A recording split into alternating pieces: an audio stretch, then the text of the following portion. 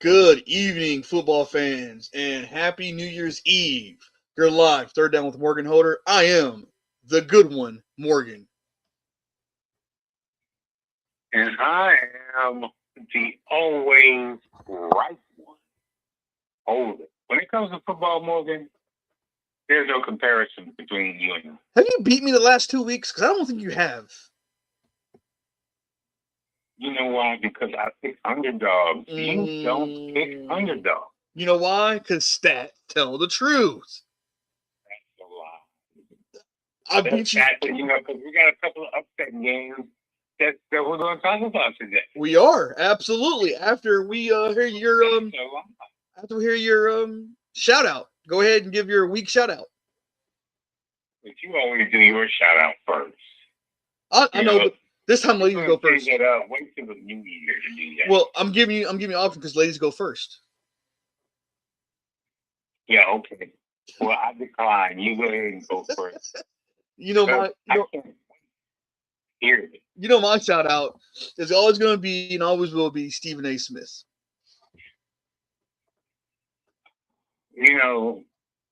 That's what I'm waiting for. That one change. That ain't going to change. He's the greatest. When people say the greatest and they look at LeBron James, he's not a liar. Don't wish that on him. When people look at the greatest, they say LeBron James is the greatest basketball player. Well, Stephen A. Smith is the greatest analyst. LeBron James is not the greatest basketball. I'm just saying. That's what people look at. He scored 100 points in the game. No. That's what I'm looking at. And people say Tom Brady is the greatest quarterback. So right now, the greatest analyst is going to be Stephen A. Smith. Tom Brady has the most Super Bowl rings. He's not the greatest. I'm just saying what people say. Don't kill the messenger. I know what you're saying, what people say, but I'm just clarifying that. Go ahead and give out your week shout out. My week shout out probably has more ratings. Yeah, I know. I bet he doesn't. I bet he does. I bet he doesn't. And that is the Pat McAfee show with Pat McAfee. Wasn't Pat McAfee? Wasn't he a fake wrestler at one point? No, I focus on football. You're the wrestling person. I'm just saying. Pat McAfee, he commentated for wrestling, and he faked wrestled. And I'm just saying. Let me say what I was going to say because you like to interrupt me. So, you know what I love about the new year when it comes to football? A new year? No. We have 2 seasons in 1 year. Isn't that awesome? I didn't think about that until you said that. Yeah, because you got the Super Bowl the same year, and the same year the season starts. Yeah, okay, I can look at that. We got the playoffs and the Super Bowl, and then the new season. That is true. I like that thinking, and I don't agree with you on much, but I like that. I agree with you on that one. Well, I mean, what choice did you have?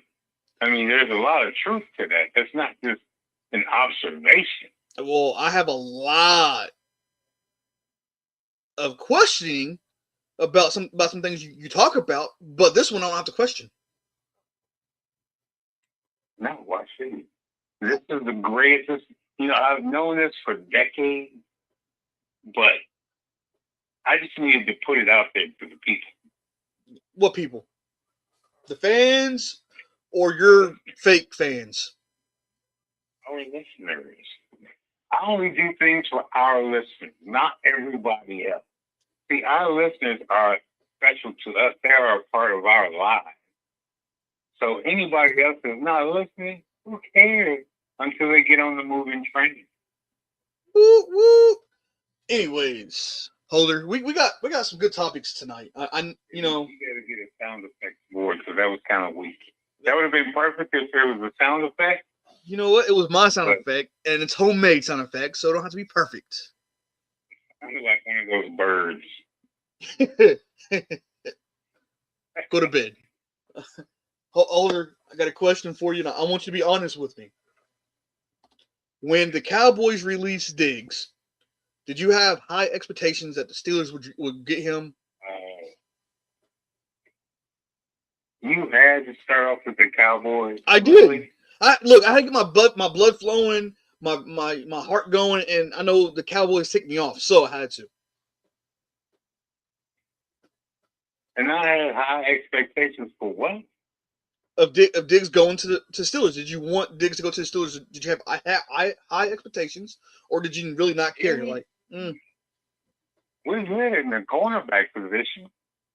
No, we don't need Diggs. I mean, I'm sure he would have been a good second addition. Very, very good. Will probably be a Pro Bowler again under the right coaching. So he's going to the Packers. I don't know if anybody's known that. I mean, it's been on ESPN and whatnot today. But do you think that's a good fit for the Packers, or do you think it's too soon for him to even go to a contending team? I mean, granted, he let the Cowboys, who suck, let him go to a winning team. I'm not going to say the Packers are going to be Super Bowl winners, but that sets him up to be in a good position to make it past the wild card. Well, he's reunited with his buddy, Park. Oh, absolutely, hands down. No, there was have talk. You ever known the Packers to have really sorry NFL players? No. Well-coached team. I mean, they are a well-coached team. I give them that. But there was questioning of Diggs going to another team, and the Packers wasn't even thought of. Well, yeah, that's true. Who was that they were talking about? The 49ers. I can't remember who it was that they were talking about. The 49ers. It was a contender. The 49ers. Absolutely, it was the 49ers, yeah. Which is kind of surprising to me because, now, if I was an NFL coach or owner, and I was going to trade one of my good players, it wouldn't be within the conference. Well, absolutely. I would let guys go. If I was an AFC owner, I'd release these guys to the NFC. Absolutely. No way I would put them in the AFC. Well, not just that. So hear me out. Hear me out. Think about it. If they let Jefferson go, would you rather release him to another team in the NFC? Look, I'm gonna tell you this. I wish the Minnesota Vikings would trade Jefferson because I would be hyped. Okay, I wouldn't even do a show that night. I'll be super hot. But absolutely not. I wish if they trade him or let him go, he needs to go to the AFC team. Yeah, that's what I'm saying. So now I know that the Cowboys don't play the Packers 2 times a year, whatever, but they will face them in the playoffs. Now, but they will face them once every other year. They will. Now, hear me out though. Just because they didn't let him hit waivers, they inherited that money that Diggs had for the Cowboys, and I think it's going to hurt. I think they should have waited for him to hit free agency market, and they didn't. I mean, if you look at it, that's $97 million that he signed back in 2023 for 5 years, right? This is 2025. He had 3 years left on his contract. Well, it could be worse. It could be Deshaun Watson money. That's true. That is true. I think what the Cowboys should have done, and this is where they messed up at. And I know Diggs has been hurt for the last 2 years, but when he's there, he's productive. 27 tackles, and such, right? We can go in detail if we need to. But I think they messed up. They could have at least got a 4th and a 5th round pick for Diggs, and they could have used that on a lineman, defensive front, another cornerback. They messed around and lost draft capital by releasing him. And that hurt. That really hurt. If they wanted to rebuild, I think they should have done that. They should have used him as draft capital in the offseason, or they should have done it before the trade deadline, right? Not let him go. I don't know what Jerry Jones is doing over there. I don't know if he's smoking marijuana. I don't know if he's doing crack. I don't know if he's drinking. But he needs to stop doing what he's doing. Just going to say. Well, I think Jerry Jones is more of an emotional type. And he doesn't really think things through. Now, think about this. I believe, this is just me, when they let Micah Parsons go, you know, and they got something from Micah. They did. Not much, but they got something out of it. I think that Jerry Jones let him go because Micah Parsons had leverage, right? And he was basically, I think Jerry Jones was like, I'm not going to let this guy dictate what I do with my money. You know, so. But Parsons made it clear. Because but Parsons made it clear he wants to win a Super Bowl. And he wanted to stay with the Cowboys. He did. But he wanted to win a Super Bowl. And I think Jerry Jones wasn't okay with that. Well, I don't think it was a Super Bowl. I think it was just the money he wanted. He was pressuring Jerry to pay him. Well, we all know when you hold out and another superstar at a position like that on another team sets the bar for the money that they're going to make. Oh, absolutely, right? Absolutely. The longer Jerry Jones waits, the more he's going to have to pay out instead of just paying them right at the time that, you know, it's time to extend them or what have you. Just pay them. Don't wait until another all-star sets the bar high. And then now you're on the hook. Right? And hear me out. So, Micah Parsons isn't some slouch. I think Micah Parsons is going to be better than Myles Garrett in the future, right? He's that type of player. And for Jerry Jones to let him go instead of doing what he wanted to do, I think it's terrible. I think it's a bad ownership. It is, and I can appreciate them letting Dave go because he hadn't really done anything. But Michael Parsons was a different story. Oh, absolutely. You know, he I mean, big difference. It's like this, right? It's like Michael Parsons is a player that you want. He's a dog on defense, right? He's somebody that you could build around on defense. You let him go, now you got to reshape the defense. Now you got to work to see what you got. It's like letting Ray Lewis go when he was in the NFL, right? It's like letting him go and say, "Oh, I ain't gonna pay you this, but you can go ahead and go somewhere else." It's just like that mentality. I mean, you let one of the greatest defensive players of this generation, of Michael Parsons, go to the Packers, who, by the way, the Packers can get all the talent they want because they had that cap, right? Absolutely. So it sets them up for the future, where the Cowboys, you want to win games, you want to go to Super Bowl, you hear the fans say this is our year, but yet you do dumb things like that. I don't get it. Well, the only plus that they got out of that is that Micah got hurt while he was with Green Bay. That's the only positive from the Dallas side. But he's been playing. But he'll be back. He's been playing hurt. He'll be back. You know, so they gave up a future Hall of Famer. Oh, absolutely, hands down. You know, and he was a motivating factor for that defense. Oh, yeah. Yeah. And not to mention, he can get to the quarterback in seconds. Like he's a bulldozer. He's that good. Absolutely, yeah. He was a mistake by the Cowboys, I'll tell you that, when they let him go. So, absolutely. Now, on the bright side, what I do like is the fact that Bears lost against the 49ers, which helped, and I hate to say it because they're in my division, but helped the Packers win that division because they won, right? Well, the Bears lost. I like that. And here's the thing. The Packers had a tie, and they still won that division. That should say something about the Packers team, and they got Diggs now. Well, didn't the Cowboys have a tie? Wasn't that with the Packers? It was with the Packers. It was. And now, I think, and again, I'm not saying the Packers is going to go win Super Bowl, but they have a good chance of making it out of the wild card. And that's phenomenal from going to like maybe losing that wild card game to now you have hope of winning that wild card game, with a player like Diggs. And now you won that division. It helps the morale, or helps the momentum. Now the momentum's inside your favor. The Bears losing 38-42 against 49ers. Now the Bears momentum is shifting in a different direction. Now they're like trying to regroup and see what they can do, right?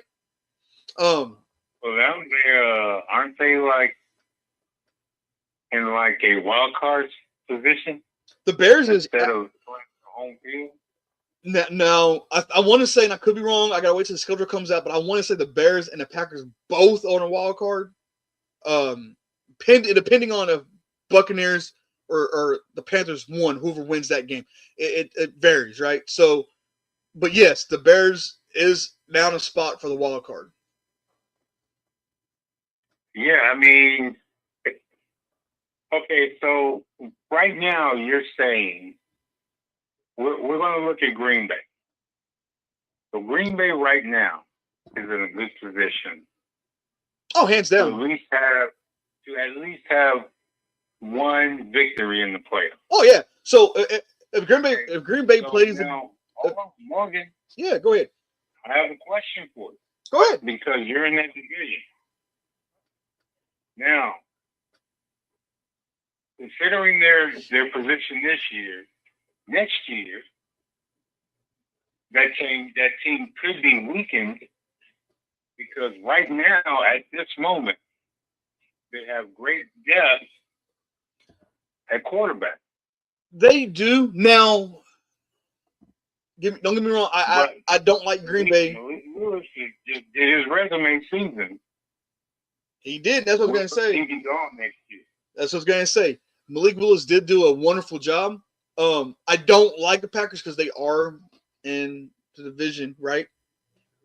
But I think now the big possibility is Malik Willis leaving. And if he leaves, that's going to hurt the backup position because now you got to look at who's going to be the backup for next year, right? Absolutely, yeah. It weakens that team quite a bit. Because how many teams have a very reliable backup that can at least win you 3 games if your QB is out 3 weeks? Well, and that quarterback is capable of winning those 3 games. Not even 3 weeks. Just say he's out for say he's out for a week, right? What quarterback can help that team win, right? Like we've seen it. We've seen the Vikings use multiple quarterbacks and they won 8 games, right? We've seen the Cincinnati Bengals go from quarterback to quarterback and they lost the playoffs as well. It shows them like, hey, you need a good backup because those games that they let you play with the backup, if he's not good, could cause you a playoff chance, right? I think Green Bay needs to either pay Malik Willis more than a backup pay to keep him, or I think they should maybe do some digging of what they can do to get an okay quarterback to get you at least 2 to 3 wins until Jordan Love comes back. Well, my point of view, I think Malik Willis's agent will want him to be paid top dollar. I mean, because he can use his stats as leverage. Oh, absolutely. Right? Especially from the last 2 games they played, and it was no slouch teams. You know, they played against the Baltimore Ravens, and he did phenomenal against them, right? And the Ravens had a good defense. Yeah, I mean, look at how many teams are out there that don't have a stable quarterback. The only problem is, can Malik Willis stay healthy? I think he could. If you give him a good line and let him, not run out of the pocket as much, I think he could. For example, look at the Colts. The Colts need a reliable quarterback because, injuries over there, right? You don't have faith in Anthony Richardson anymore. I have no faith in Anthony Richardson. I stopped having faith in him when he took himself out of the game. Daniel Jones, he did okay, but he only does okay up to a certain point, right? When you have all that talent, and the Colts have a lot of talent over there, from the line to the defense, right? When you have all that talent, you can't win games it says something. You need to reevaluate yourself and get another quarterback. And I think Malik Willis would be that good quarterback. You again, you have the Colts, you have maybe the Cleveland Browns. Even though I know if he goes to the Browns, his career will end. You have the Miami Dolphins. The New York Jets. List can go on of the teams that Malik Willis can go to, and if he's used right, he can get you to the playoffs. The Falcons is another team that needs to redo their quarterback situation because Kirk Cousins, he's old. He's a backup compared to Michael Penix, but Michael Penix can't stay healthy. You have the Las Vegas Raiders. Again, the list can go on. The list can go on, but when you get a guy like that has that kind of talent, you want to look at you want to look at the teams that he would succeed in, right? Right. To be honest, I think he would succeed. I think he would succeed. Strength too. That's true. He's a good pocket passer, but he does need to use his mobility from time to time. Not every time he drives back. Oh no. Just that's when he's getting pressured. And honestly, and I know there's a lot of fans out there who's going to question this when I'm saying this, but I think his best fits with the Colts. And here's why I say the Colts, because their line is phenomenal. They have a great running back. They have a great receiving core, right, on offense. So I think if they can move in a direction to get Malik Willis, it's going to be they can win that division. I'm not going to say they win the Super Bowl, but he can take them to the playoffs and win that division. So when you say that, now I think you overlooked, like, Daniel Jones has running ability. He does, right? But his arm is not that. His arm ain't that good. Saying that Daniel Jones has been exposed. Oh, absolutely. Hear me out. His arm isn't as good. He's not as accurate. We've seen Malik Willis play a few games here and there, right? So he's not really on tape. I get that. But I feel like Malik Willis' arm is more stronger and is more accurate than Daniel Jones. If that makes sense. Oh yeah, he's got it. Man. I mean, if you need to go 60 yards, he's gonna get you at least 60 to 61, easily. Daniel Jones, if he does that, it's gonna be either interception or an overthrow underthrow pass. So. Do you think Daniel Jones is more of a panicking type quarterback? I think he's trigger happy. I think if I don't think he. Here's my thing. I know he's in NFL and he knows his job, right? But I feel like Daniel Jones can't read the defense like he needs to read. Okay. Well, I mean, there's a big difference. Now, think about where he came from. Think about what's his face? Saquon Barkley. Right. They both came from New York. When they left New York, now Saquon was a superstar in New York. Right? But he had that superstar ability, though. We knew. The mistake of being Daniel Jones, right, instead of him. So, considering they both came from New York, went to other teams, and were successful. They were successful. Don't get me wrong. But so coaching. I want to say yes. I want to say was coaching, but also I want to say Daniel Jones is uncoachable because any good coach can change a quarterback, but I think it's too late for Daniel Jones. I think he's stuck in his head.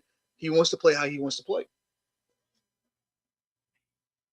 Well, you can't be successful doing that. Oh, I think he was successful, but you know what? Teams went back to defending him the way that they did when he was with the Giants, and they exposed him. Oh, absolutely. So when he played Pittsburgh, all right, they were winning, like, how many did they win straight? I think that was 8 or 9. 8 or 9, yeah. I mean, they was shut them down. They was undefeated when they played against Pittsburgh. So yeah, it was 8 games. Absolutely, and that's the thing. When he gets shut down or loses a game, He's inconsistent. Like he's going to lose that next game. It gets in his head. And Malik Willis, I don't think is going to be that type of quarterback. I think Malik Willis is going to be that type. He got something to prove because he's been a backup quarterback since he's been in the NFL. So he wants to prove to people, I'm really good. You don't give me a shot. Give me a chance and I'll show you. And that's what Packers did. Packers gave him a shot because Jordan Love was hurt. And look what he's done. He's done phenomenal. He don't want to go back to the bench. He wants to be that starter. He wants to be that leader that people can lead on. So, are you 100% on Malik Willis being starting quarterback? Oh, hands down, absolutely, 100%. Until I see otherwise. But right now, 100% starting quarterback. Again, he's gonna be the type of guy to get you some wins to get to the playoffs. I can't say he's going to the Super Bowl because I gotta see how other teams look. But he can win that division for you. Yeah, well, you know what? His rookie year, that's what happened. You get a quarterback from Liberty, right? Oh, absolutely. Small college, and you throw him into the fire in the NFL. He's going to perform the way that he performs. Doesn't matter who the quarterback is. Especially not being under the right coaching system. Oh, absolutely, hands down. Because he played for what, Tennessee for? He got drafted by Tennessee. Was it Tennessee? Yeah. He was a backup in Tennessee. He was a backup in Tennessee under Ryan Tannehill. Right, and he wasn't there long enough to be developed. No, that's what I'm saying. He's been the backup quarterback. He hasn't got a chance to shine, and then the Packers gave him a chance to shine, and it's remarkable. He doesn't want to go back to that bench. He's saying, hey, this is my time. I could be that superstar. He's 26, 27, so he has some years, to develop. Yeah, he's 27. I think and hear me out. He's going to put him into a system where he's going to struggle eating. I think, and I know I'm about to get a lot of hate for this, and I love Lamar Jackson, but I think his arm strength is better than Lamar Jackson's arm strength. What is that? Are you kidding? I mean, Lamar is not known for his arm strength and accuracy. You know, for legs. I'm just saying. I mean, I'm highlighting Lamar Jackson. You know this, but for me to put another quarterback above him, that says a lot. You're kidding. I'm just saying. I know we could talk about Malik Willis the whole time, the whole show, but we can't. I wish we could. But there is one thing I want to talk about. I mentioned the Bears earlier, Holder. They lost against the 49ers. And me and we talked about this. We said the Bears hasn't played nobody really. And the teams they played against, they lost to, was Super Bowl contenders. They lost against 49ers. 49ers won by 3, but the 49ers won. That says a lot about the organization. I don't think the Bears is ready for a playoff team when they go to the playoffs. I'm sorry to say that. The one and done. Oh, absolutely. If that. I mean, because you got to think about it. Look, the Packers beat them, and the Packers are a playoff contender. Yes, they beat the Packers, but the Packers beat them, right? The 49ers, a playoff Super Bowl contender, they beat the Bears, right?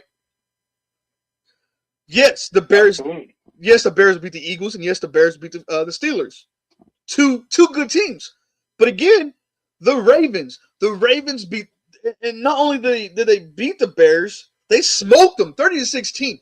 And the Ravens, they're sort of kind of in the playoff run because Pittsburgh and Baltimore is playing for that spot. So yeah, I'm gonna say a playoff contender team, right? And the Lions put a whooping on the Bears, 52-21, and the Lions is not a playoff contender team. I mean, again, you look at the Vikings. The Vikings beat them, and the Vikings isn't a playoff contender team, let alone a Super Bowl contender team, right? You look at these, and you're scratching your head like, man, like what is going on? And you're looking, and yes, they beat the Vikings. I get they beat the Vikings once, 19-17. But again, you let a Viking team who is trash this year beat you. They came in Soldier Field and they won, right? So when you look at this, Do you think Carolina? no. I think Tampa Bay could, but not Carolina. But you were high on Carolina. You said you were playing good ball. They are, but I just don't have faith in Bryce Young win the playoff game because he hasn't been there. Neither has Caleb Williams. I get that, but I just don't feel like Bryce Young can win the playoff game yet. Okay. I'm not saying that, but they beat the Bears. What I'm at. The defense, capability. The Carolina Panthers defense comes out and plays like they've been playing. Absolutely, they can beat the Bears. Absolutely, but they got to keep that. I'm not saying playoff wise. It's regular season. That's what I'm saying. If Carolina's defense plays like they have been the last 6 games, absolutely they can beat the Bears. Now, if it's the Carolina Panthers that's been playing from week 1 to week 4, no, because that defense was trash. Yeah, absolutely. I mean, and I know there's Bears fans, and I'm not dogging the Bears, but I'm just saying that they have not played. Teams they played that was good, they've only beat 2 of those teams. Pittsburgh was they barely beat. The Eagles was they barely beat. When you play, they were playing against Mason Rudolph. That's fair. Again, but they barely beat them. That's what I'm saying. They barely won. It's not like they went in and put belt to ass or anything. They barely won, right? Granted, the defense against 49ers, they did get an interception from Brock. But hear me out. If you get an interception and you haven't fumbled or turned the ball, you should win that game, correct? But instead, they lost. They lost that game. You should. Any team in the NFL, if there's a turnover, you have to capitalize on that turnover. And absolutely, right? absolutely. Now, and for I don't know what happened to 49ers defense that did not sack Caleb Williams. His passing was a little off. 25-42, 330 yards, 2 touchdowns. The rushing offense sucked major. Luther Bird in the third, he had 138 yards, and you have Loveland at 94. So the receivers look like they ate up the defensive backs. Okay, I get that. So 49ers defensive backs wasn't that great. But I'm trying to figure out, how did the Bears lose if they got 49ers turned the ball over once? And I'm looking, and I'm like, okay, this might be it. Christian McCaffrey, 23 carries, 140 yards, 6 yards average. And 10 yards, right? First down. He's getting almost a half a yard more before that first down marker. Well, he's been phenomenal. He hasn't really been hurt this year at all, which is surprising. And another thing that makes me wonder is that he got 41 yards receiving. And in Ricky Pearsall, he had 85 yards. So that tells me that the Bears struggle in certain areas. And again, those mistakes that happens, another team's going to capitalize, like the 49ers, and they're going to break the Bears' heart. Their heart? Absolutely. Now, see, what you're doing is you're putting a team that's been known to be in contention. I'm looking at the defense stats. 49ers only have 58 tackles. 58 tackles, right? I'm going to the Bears. The Bears had 78 tackles. So you're tackling more.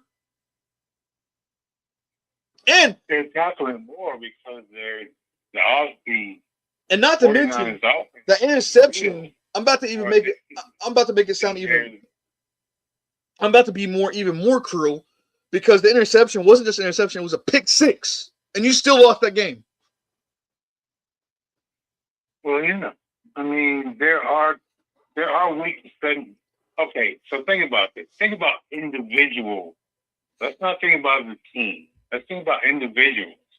Those guys that can pre-snap, 3rd and 1, 4th and 1, guy jumps off sides or does something to back him up, right?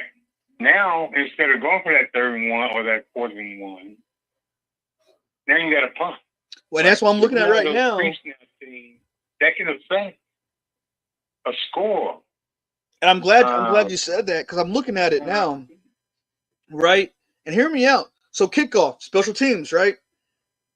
The Bears allowed the kickoff returns 92 yards. That's terrible. That is terrible. A football field's 100 yards. And this guy's getting 92. He's averaging. He was averaging 23. He was averaging 23 yards a carry. That is terrible. That means that the special teams isn't tackling. They're soft tackling or something, right? And then you look and you go down to the 49ers punting unit. They only punted the ball 2 times for 81 yards. Absolutely. And they hadn't really punted most of the year.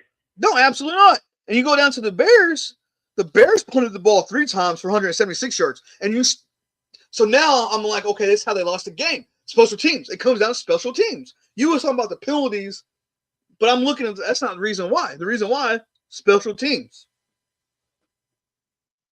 Well, we know you have to be solid in all 3 phases of the game. Oh, absolutely. Right. And that tells me that the Bears' special teams isn't that good. So any team that's seeing this knows how to beat the Bears now. They know what to do.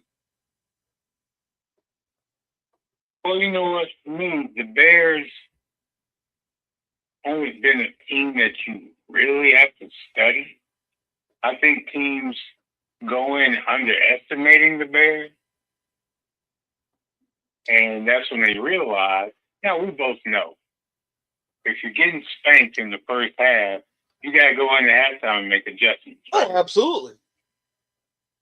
You got to make adjustments. So I just think a lot of teams were taking the Bears lightly because they're the Bears. Right. Right. And Caleb is still learning. He is. Defense has been keeping them in game. I can't lie about that. I have to agree with you on that one. The next game I'm going to talk about, and I didn't want to talk about it because I didn't think it was nothing serious, but I'm looking. I'm still trying to figure out this game, Holder. It's the upset of the week, and that's the Falcons beating the Rams. I'm trying to piece everything together. I'm trying to think, how did Matthew Stafford go from amazing game against Seahawks to throwing 3 interceptions, getting sacked 3 times to the Falcons? It's mind-blowing. Not to mention the pick 6. Oh, yeah, I forgot about pick 6. And was this a game that Matthew Stafford needed? Maybe to open his eyes up. But I think now you put you in a position of where do we go from here? Because we lost to not a playoff contender. We're about to go to the playoffs and play against good teams, right?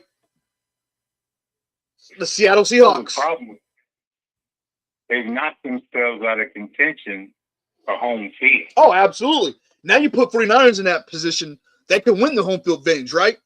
And not to mention, they play Levi Stadium at Super Bowl. So now it goes to 49ers if they get home field advantage, no matter what. Oh, absolutely. Through the whole postseason. Oh, absolutely. And it goes back to what I was saying, is if you turn the ball over, you should lose, right? He turned the ball over 3 times. Kirk Cousins only had 126 yards, 1 touchdown. Right? But Robinson had 195 yards rushing with a touchdown. So it goes back to, if you make mistakes, you can still win a game. But if you make mistakes, you can lose as well, right? Because look what happened. Brock threw an interception. They won. You let Bijan Robinson rip a 93-yard touchdown. Oh, God. Yeah, absolutely. And hear me, I thought the Falcons was going to be good this year because I thought for sure they had all the talent they had, right? But they're still missing that quarterback. Yeah, I mean, do they have a good offensive line? It's an okay offense. I mean, it's better than half. It's better than the Bengals. It's better than the Vikings. So yeah, I would say they have an average line. I think it was just one of those games where the football gods were with Atlanta because a lot of things that happened in that game, especially on the Stafford side, were uncharacteristic. Yeah, he's playing the whole season. I mean, I've never seen him play this bad. Even for when he played the Lions, I've never seen him play this bad, and it was mind blowing. Like, man, what's going on? And again, he might have needed that game to show him, like, hey, I got some things in my back pocket that I need to still fix. And maybe that's what it was. I don't know. Well, you hit the nail on the head when you said it's a wake-up call for him. And it is at the right time of the year. Oh, absolutely. Absolutely. But it hurt them, for home field advantage. Oh, and it knocks them away from – and it also knocks them away from winning that division. Now the division's up for grabs, the 49ers and Seahawks. So now not only do you get knocked out from the division, but now you knock yourself out from that division. Now you got to be in a wild card spot. The wild card spot, you might get the Packers, you might get the Carolina Panthers, or you might get the Tampa Bay Buccaneers. You don't know. So yeah, you set up for a good playoff spot, but terrible for the rest of the playoffs. Terrible, yes. But do you have faith if they can win that first wild card game? Oh, absolutely. They can win that first wild card game. But if they have to go against the 49ers playing in Levi Stadium, they can forget about it. Well, they wouldn't even. The 49ers would be rested.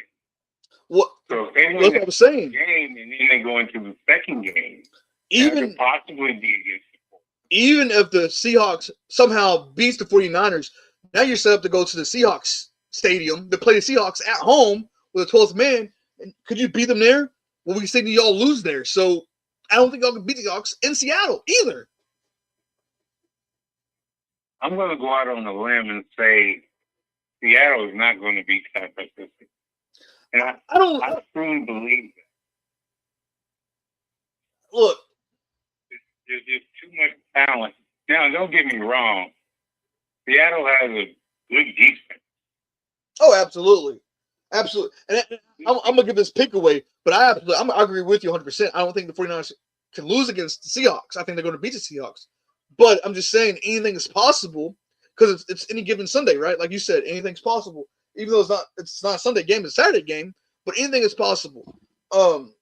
I believe that the 49ers is going to come out. That's a team that we've been sleeping on all year, right? We've been talking about other teams, but we haven't been talking about the 49ers. The 49ers now has opened up everybody's eyes.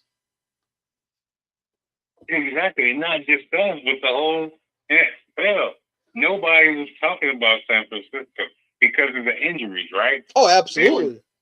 They were convinced that the 49ers were done. And then went on that small losing streak, and we was like, oh, yeah. Because I remember one of our shows, there was almost in last place, and we was like, yeah, they're done for the year, right? But all of a sudden, they sprouted out somehow, and oh, my. Oh, yeah. It's amazing. Yeah, I mean, look, the 49ers playing at Levi Stadium for the rest of the playoffs, I wouldn't mind it, but I hate to see other teams play them. Oh, it's not going to be an easy task. Oh, absolutely not. Especially with all those fans. 5 touchdowns, 4 touchdowns. Oh, absolutely. And you got those fans out there that's loud, and they're going to be rooting for the 49ers. It's going to be hard for the quarterback or anybody to get a play in. Oh, yeah, that stadium's going to be packed. Oh, man. It might be a good game between the 49ers and Rams, but the Rams is not going to win. I hate to say that. Are you saying they're not going to win because they don't have the defense or they don't have the offensive power? The Rams won't win because the Rams' defense isn't that great. It's average. The offense would have to win that game, and I don't think And I'll look, Matthew Stafford's a great quarterback.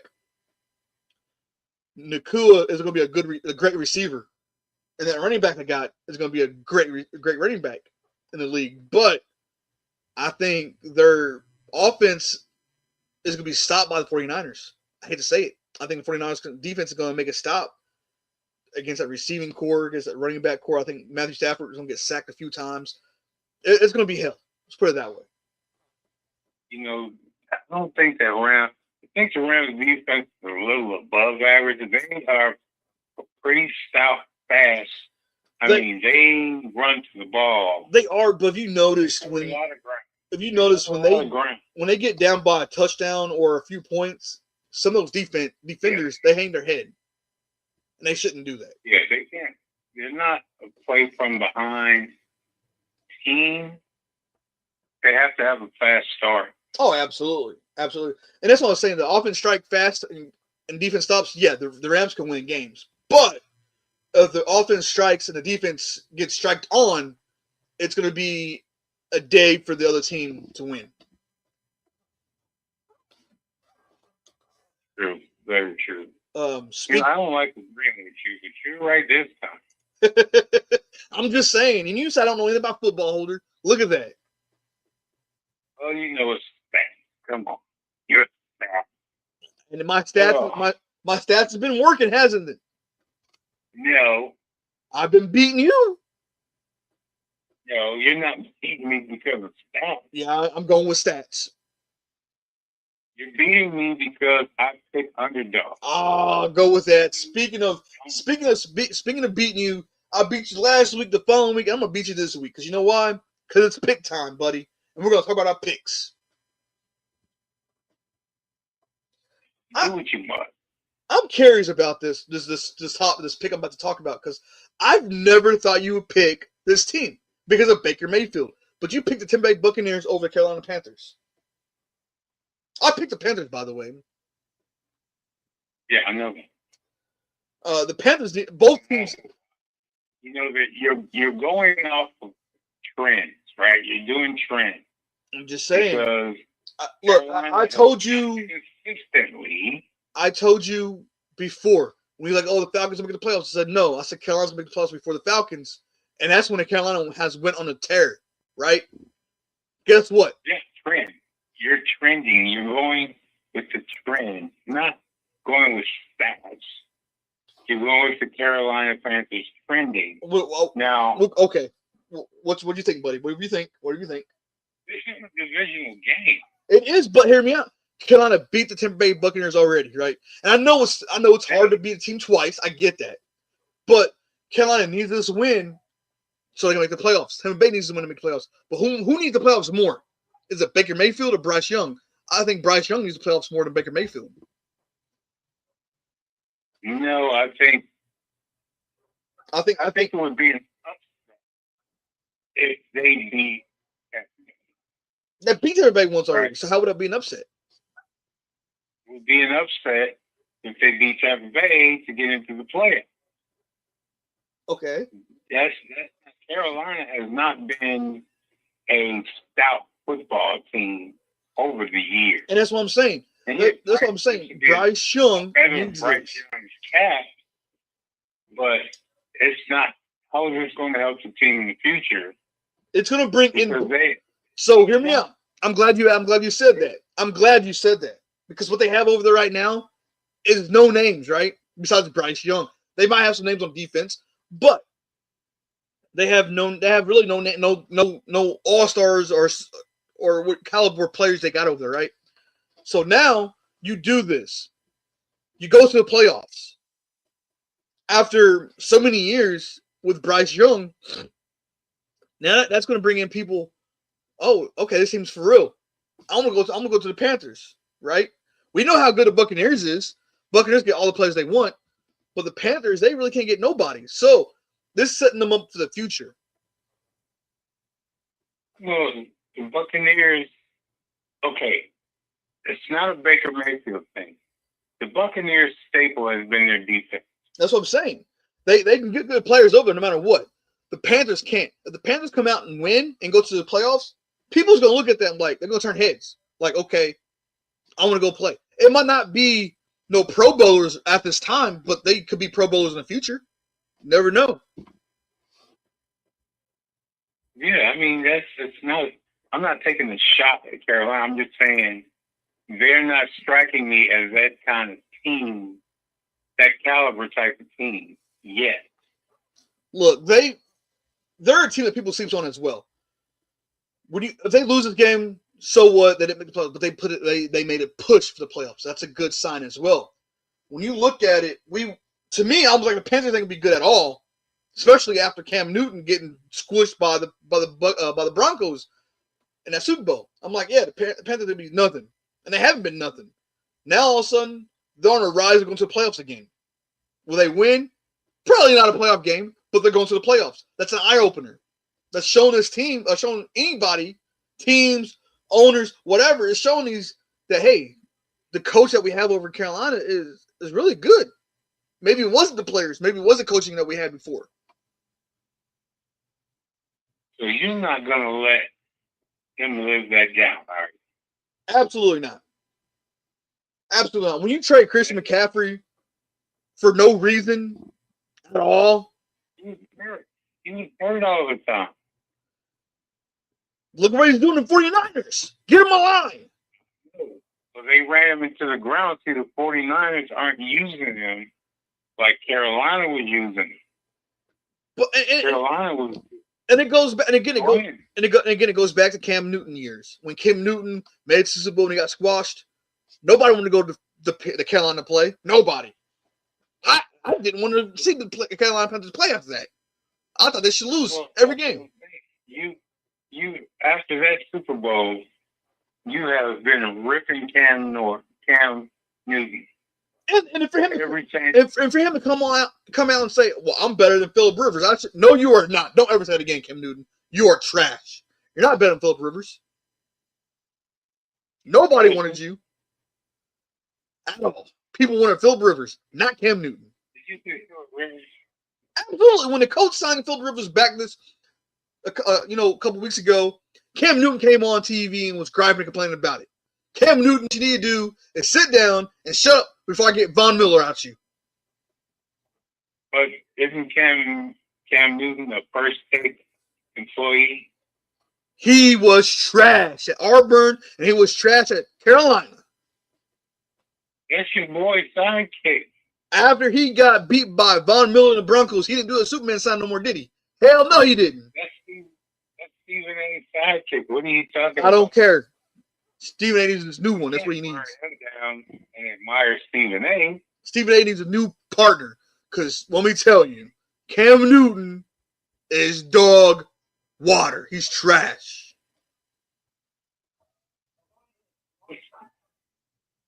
Well, it's like what Chris Collinsworth did the other night. They were talking about the San Francisco, I think it was San Francisco, and Chris Collinsworth started talking about Patrick Mahomes. It's like Patrick Mahomes is not even in this game. Mahomes plays for the sorry but Kansas City Chiefs. I don't know why people brought him up. That's crazy. Well, the problem that I have is your son is a pretty smart character to drop. Now, don't get me wrong. If you're a fan, you have to be a fan.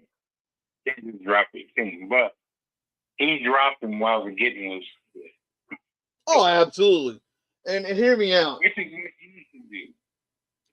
What? I'm not dropping Minnesota. Why would I drop? You know what, Holder? I'm about to have a heart attack because of you. We're going to move on now. Next up was Seattle and 49ers. We already talked about this. We both got 49ers. We both think the 49ers are going to win that division and get home field advantage. So we're going to talk about that game. The next game is Cleveland, Cincinnati. We both got Cincinnati. Where do you see Cleveland going at for next year? I don't care where Cleveland is going next year. I don't care where Cincinnati is going next year. You know what? The only team that I'm concerned about in the North are the great Pittsburgh Steelers. Now, did you say the great Pittsburgh Steelers? It's graveyard for NFL players. Okay. So let me ask you a question. And I'm going to ask this question: if Myles Garrett came available, would you want the Steelers to go get him? No. Okay, that's fair. That's fair. Do you think he's washed up? For the simple reason of I think he's a little too arrogant. Now, when you think about, well, he's great, so of course he'll be arrogant. I mean, think about Max Crosby, Hutchinson. When you think about those great kind of rushers, Aiden Hutchinson Hutchinson is an animal. He is a force to be reckoned with, and I think he's going to lead the Lions. But they're not. When they have their press conferences, they're not outlandish in things they say. They're humble. Oh, well, and it goes back to who you play for. Myles plays for the sorry Browns. Max Crosby plays for it. It would have been an okay team, right? That was okay last year. This year, they're dog water. But it goes back. And Aiden Hutchinson plays for an organization who takes respect of humble players of the Lions. Because you don't see, you didn't see Barry Sanders. What's his face with Cincinnati? Joe Burrow. No, the defensive pass rusher. Oh, Trey Hendricks or Henderson or whatever. Hendricks. Yeah. That they dilly dally and didn't want to pay. Guys like that, they don't. When they have press conferences, they don't boast themselves. They don't, say the wrong things, basically. But again, Myles Garrett is just like one of those players. One thing to be confident, but it's another thing to make yourself greater than what you are verbally. When me and you worked together, and Myles Garrett took his helmet off and hit, I think it was Mason Rudolph. I knew he was a problem then, and I didn't like him. I like his. I mean, that game was over. When all that happened, that game was over. Oh, absolutely. I mean, I like his playability because he's good. Don't get me wrong, he's good on the field, but his antiques off the field and during the game, they're terrible. I can't stand that. He's going to be a cancerous. That's what Cleveland is known for. Cleveland is not a very well-disciplined ball club. To me, he's going to be a cancerous player. He's all, like you said, he's all about me. Me, right? Like, he's one of those players, if there was an iron team, it would be because of him. Think about it. After they paid him, he wanted to be traded. Oh, absolutely. And remember, first of all, he said he wanted to go to a contender, right? Right. Then when they paid him, he stayed. And then he asked for a trade again. And after he got paid, he wanted to be traded again. Absolutely. And again, to me, that's cancerous. Again, I like his play. I like his playability. But again, his antics on the field, off the field, during the games, they're terrible. Absolutely. Terrible. Next up is New Orleans and Atlanta. I picked New Orleans. The way they've been playing, they've been on a rise. The Falcons, they had some. Again, they had one good game against Rams. I don't know if they can keep it up. I'm gonna be honest. I don't know. I think that game is even though it's the last game of the season. I think that game with the Rams is going to catapult to play better against this team that is nowhere near as talented as the Rams are. You could be right. You could be right. I think in the oncoming season, I see a lot of things happening between both clubs, the Falcons and the Saints. I see Alvin Kamara getting traded. I see the Falcons maybe trading Michael Penix and Kirk Cousins. I can see the Falcons also draft another quarterback. Not for sure, but I see that happening, right? Where the Saints. So you think? Go ahead. With the Saints, they're trying to become a younger club. They want to rebuild. They got a good quarterback, out of Louisville, that's been playing really, really well. I think they will trade Cameron Jordan on defense. I don't think it should, but I think they will. I think they will trade Alvin Kamara. I mean, they got a good receiving core, so Now they gotta change it up and get a decent running back and a decent defensive front. You're saying Tyler Stott is a good future quarterback? Oh, absolutely, hands down. He's been playing really well. Down in that department. Oh yeah, look, they drafted him for a reason. I don't think they was suspecting him to even start this year, let alone play very, very well like he's been playing. But yeah, hands down, I think he's the future of the Saints. So now you start building around him. Oh, hands down, yeah. Build around him. Again, you have a good receiving core. It's time to go out. And I like Alvin Kamara, but he's getting up there in age. He's 31, 32. He has maybe a couple more years left. Go ahead and draft a good running back or go trade for a good running back, right? The defense is decent, but again, you got some players up there that's an age like Cameron Jordan. Go trade for players to get players in return, right? Because Alvin Kamara, you can at least get a 5th, 6th pick for him. Maybe a 4th, 5th, and 6th. You never know. Because he's that good. So you're saying Olave is locked in there. He's not going anywhere. Oh, absolutely. He's a young receiver. Don't trade him. They trade him, they're stupid. But he's going to be a good number 1 receiver for the quarterback. Okay. All right. Well, because you remember there were whispers that Olave was going to get traded. There was, but I would not trade Olave because again, Olave is good. I mean, if you trade him, you can get a first, maybe a second, for sure a second round pick. But don't trade him. Don't do it because you have good chemistry with him and the quarterback. Do what? He's got experience now. I mean, he's a great receiver. Oh, absolutely. If you again, they have chemistry right now with him and Tyler. Like, don't trade him because now you gotta go to find another chemistry receiver. That it's gonna take that. Look, no, leave that alone. Go get another tight end if you want to do anything. I think they need to do some work on that line too. The line's not bad, but it could be better. Absolutely could be better. Yeah. They're a team that can rise, that's for sure. I would say the Saints would be back to being playoff contenders, not next year, but the following year for sure.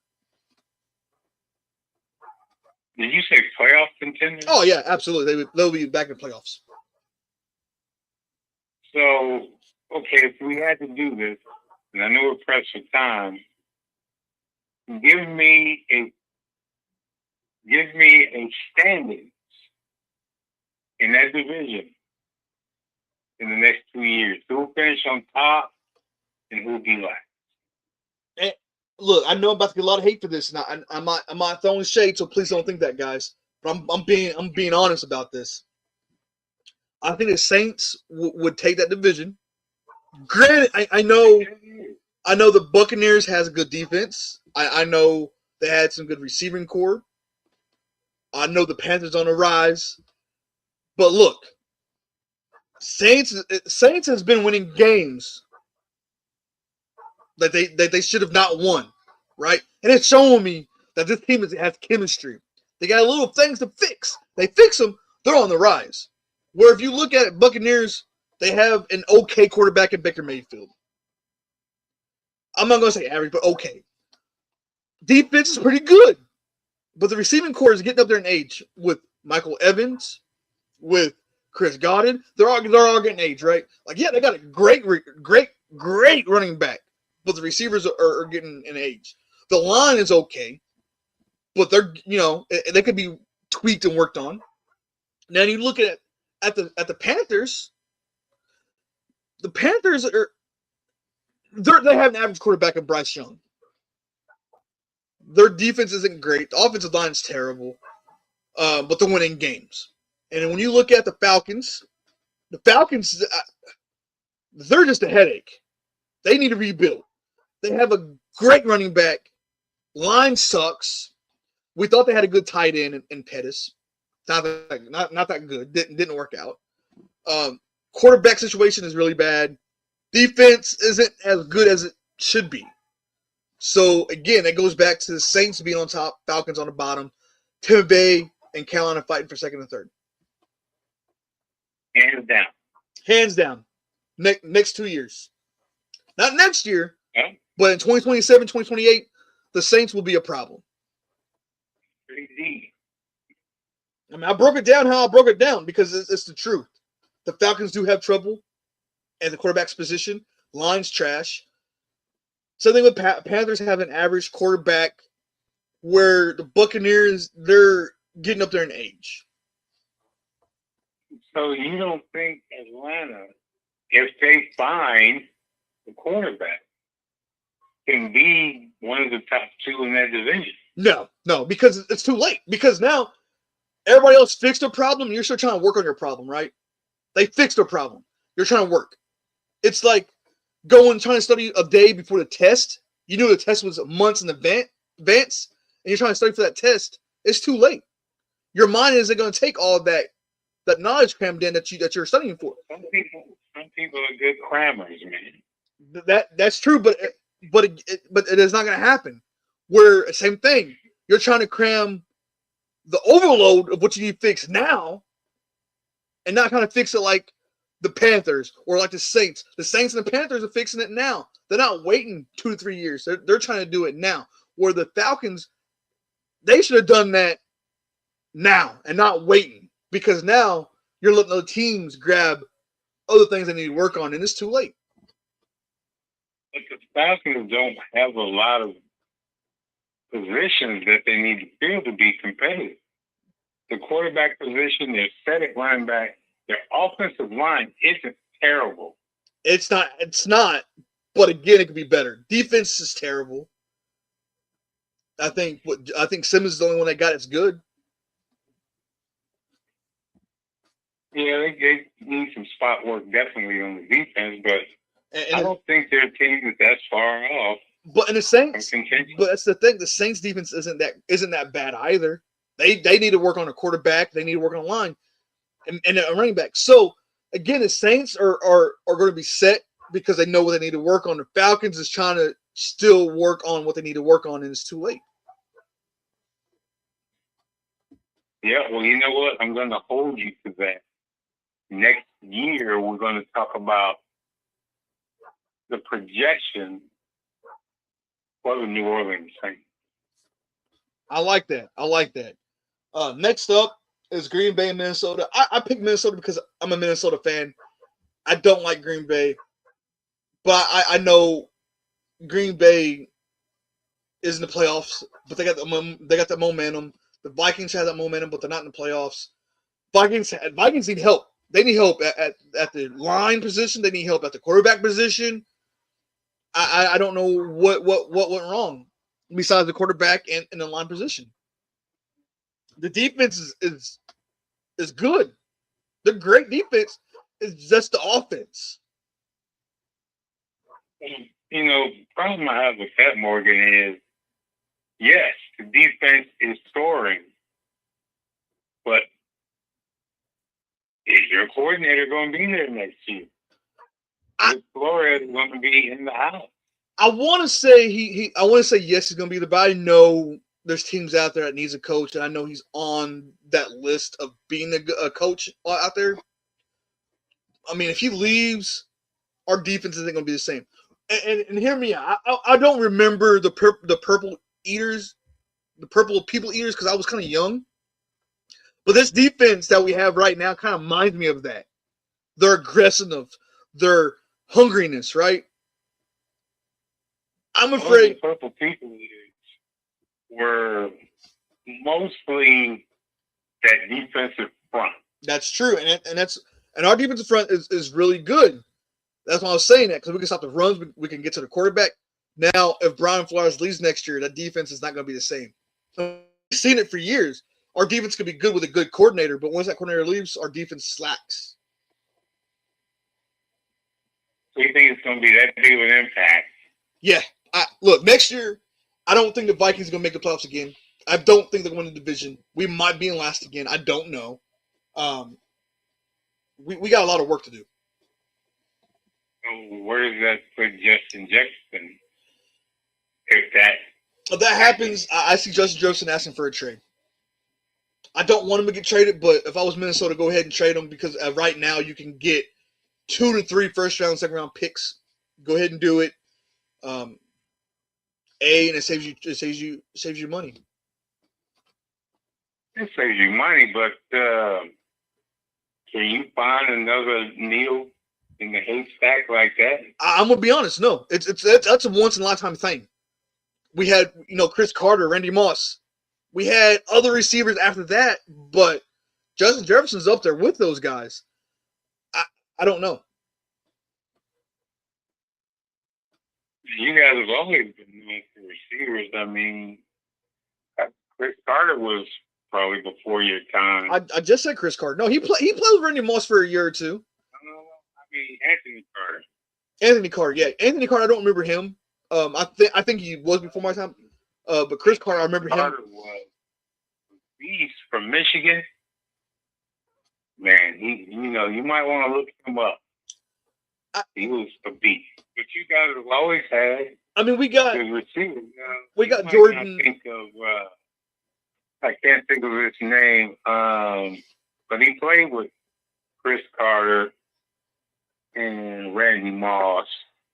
You talk. He was the third. You talk Randall. I can't think of his name. Randall.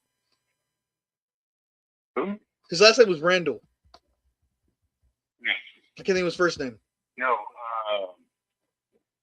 It'll come to me when we're talking about another team, but he wasn't that bad. But you probably would say, and I do recall you probably saying he was trash. You go ahead and we can move on, and I'll look this guy up. I want to say his last name was Randall. I could be wrong. No, you're definitely wrong. No, Randall was on our defense. Never mind. Randall played on our defense squad. He was one of the interior guys. I mean, I don't know. What year is that Carter and Moss were together? Do you remember? 98, 99. It was Randy Moss's first and second year. Because Mike Tyson. 98, my bad. 98, 99. Because Mike Tyson was still the coach. No, it was Mike Tyson. Was it Dennis Green? It was either Dennis Green or Mike Tyson. I can't remember who was the coach at the time, but I want to say it was Dennis Green. I think it was Dennis Green. I think it was Dennis Green. I think it was Denny Green. While you're looking that up, Denny Green. Now, did he die as a Vikings coach, or was he? I want to say I thought he was with the Arizona Cardinals at the time when he died, because I know Mike Tyson was with the Vikings for the longest after Denny Green. I want to say Denny Green went to the Cardinals. Maybe it was another team. I can't remember if it was the Cardinals or. Yeah, it was the Cardinals. He coached the Cardinals. Arizona Cardinals. Jake Reed. You remember Jake Reed? Jake Reed. He was okay. He wasn't as flashy as Randy Moss, but he had the speed. He wasn't a nailer either, but no. But he had great speed and great hands. He was kind of the misfit of that group. And I don't think he was as big as Randy Moss. I don't think his size was as big as Randy Moss. Jake Reed didn't do anything after he left Minnesota. No, he really didn't. And I want to say, was that Culpepper's year? It was Culpepper's year. Culpepper, that's what I thought. Yeah. I couldn't remember. It was I think Brad Johnson came after Culpepper. Oh, your favorite, Brad Johnson? He is not my favorite. Love Brad Johnson. He's not my favorite. Moving on. Next up is the Cowboys and Giants. We both got the Giants. I love this matchup, and the reason why I love this matchup is because it's the end of the year game, right? Both teams haven't made the playoffs, but the Giants is a team that's going to be a threat next year because Malik Neighbors is going to come back healthy. Cam Scatterboo's going to come back healthy. The Giants defense is going to be healthy. This team, the Giants team, is going to be a problem for the Cowboys. And I think, even though I got the Giants winning, I think it might be the last time the Cowboys could be the Giants. So now you're telling me that the Cowboys will fall at the bottom of the division? Not at the bottom because of Washington, but they're going to be fighting for that third and last place. Washington has injuries. Washington is an injury-ridden team. They do, but I don't have high expectations for Washington because, hear me out when I tell you this, they can't stay healthy. They can't. And that's going to be an issue. That's a big issue. That's a big issue, and you know that. If you can't stay healthy for a full year, that's a downfall. That's a downfall.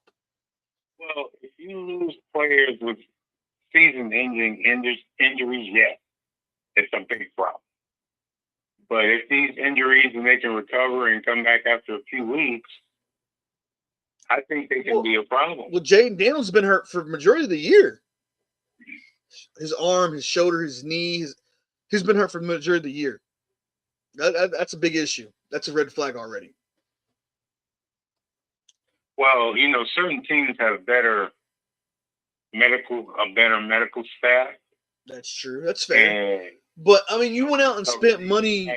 But you went out and spent money to get Deebo Samuel with Terry McLaurin and Jaden Daniels. They're supposed to have high expectations.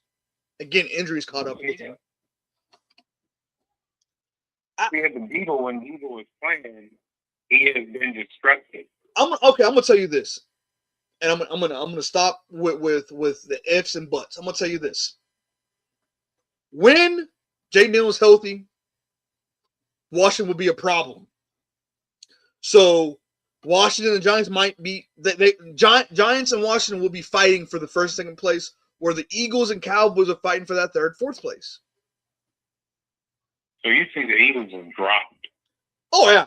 Look, they won a Super Bowl last year, and look this year, they are in a wild card game. That says a lot. They have issues over there they need to work out. Yeah, well, they have ego issues over there.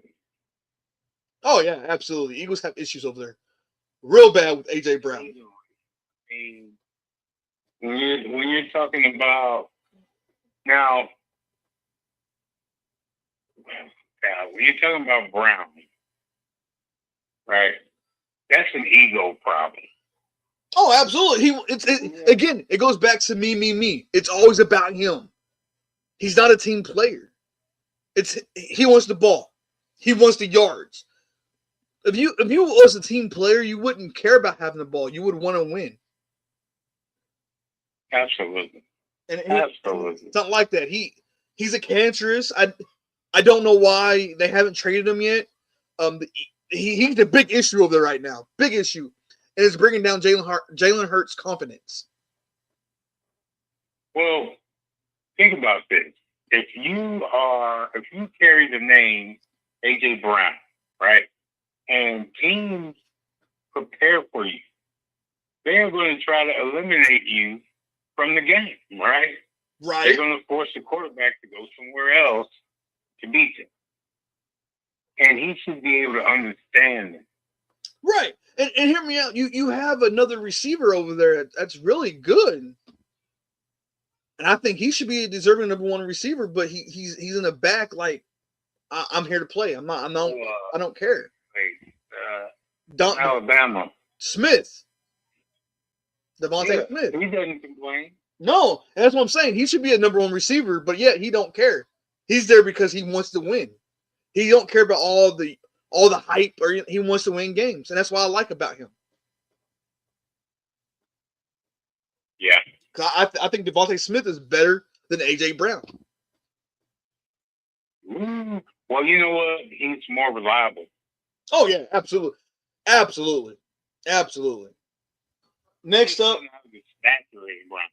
Brown is just a big man. Right? That's it. He's just big. But if you look at big men, Calvin Johnson wasn't about me. He wanted to win, and the Lions wouldn't build around him.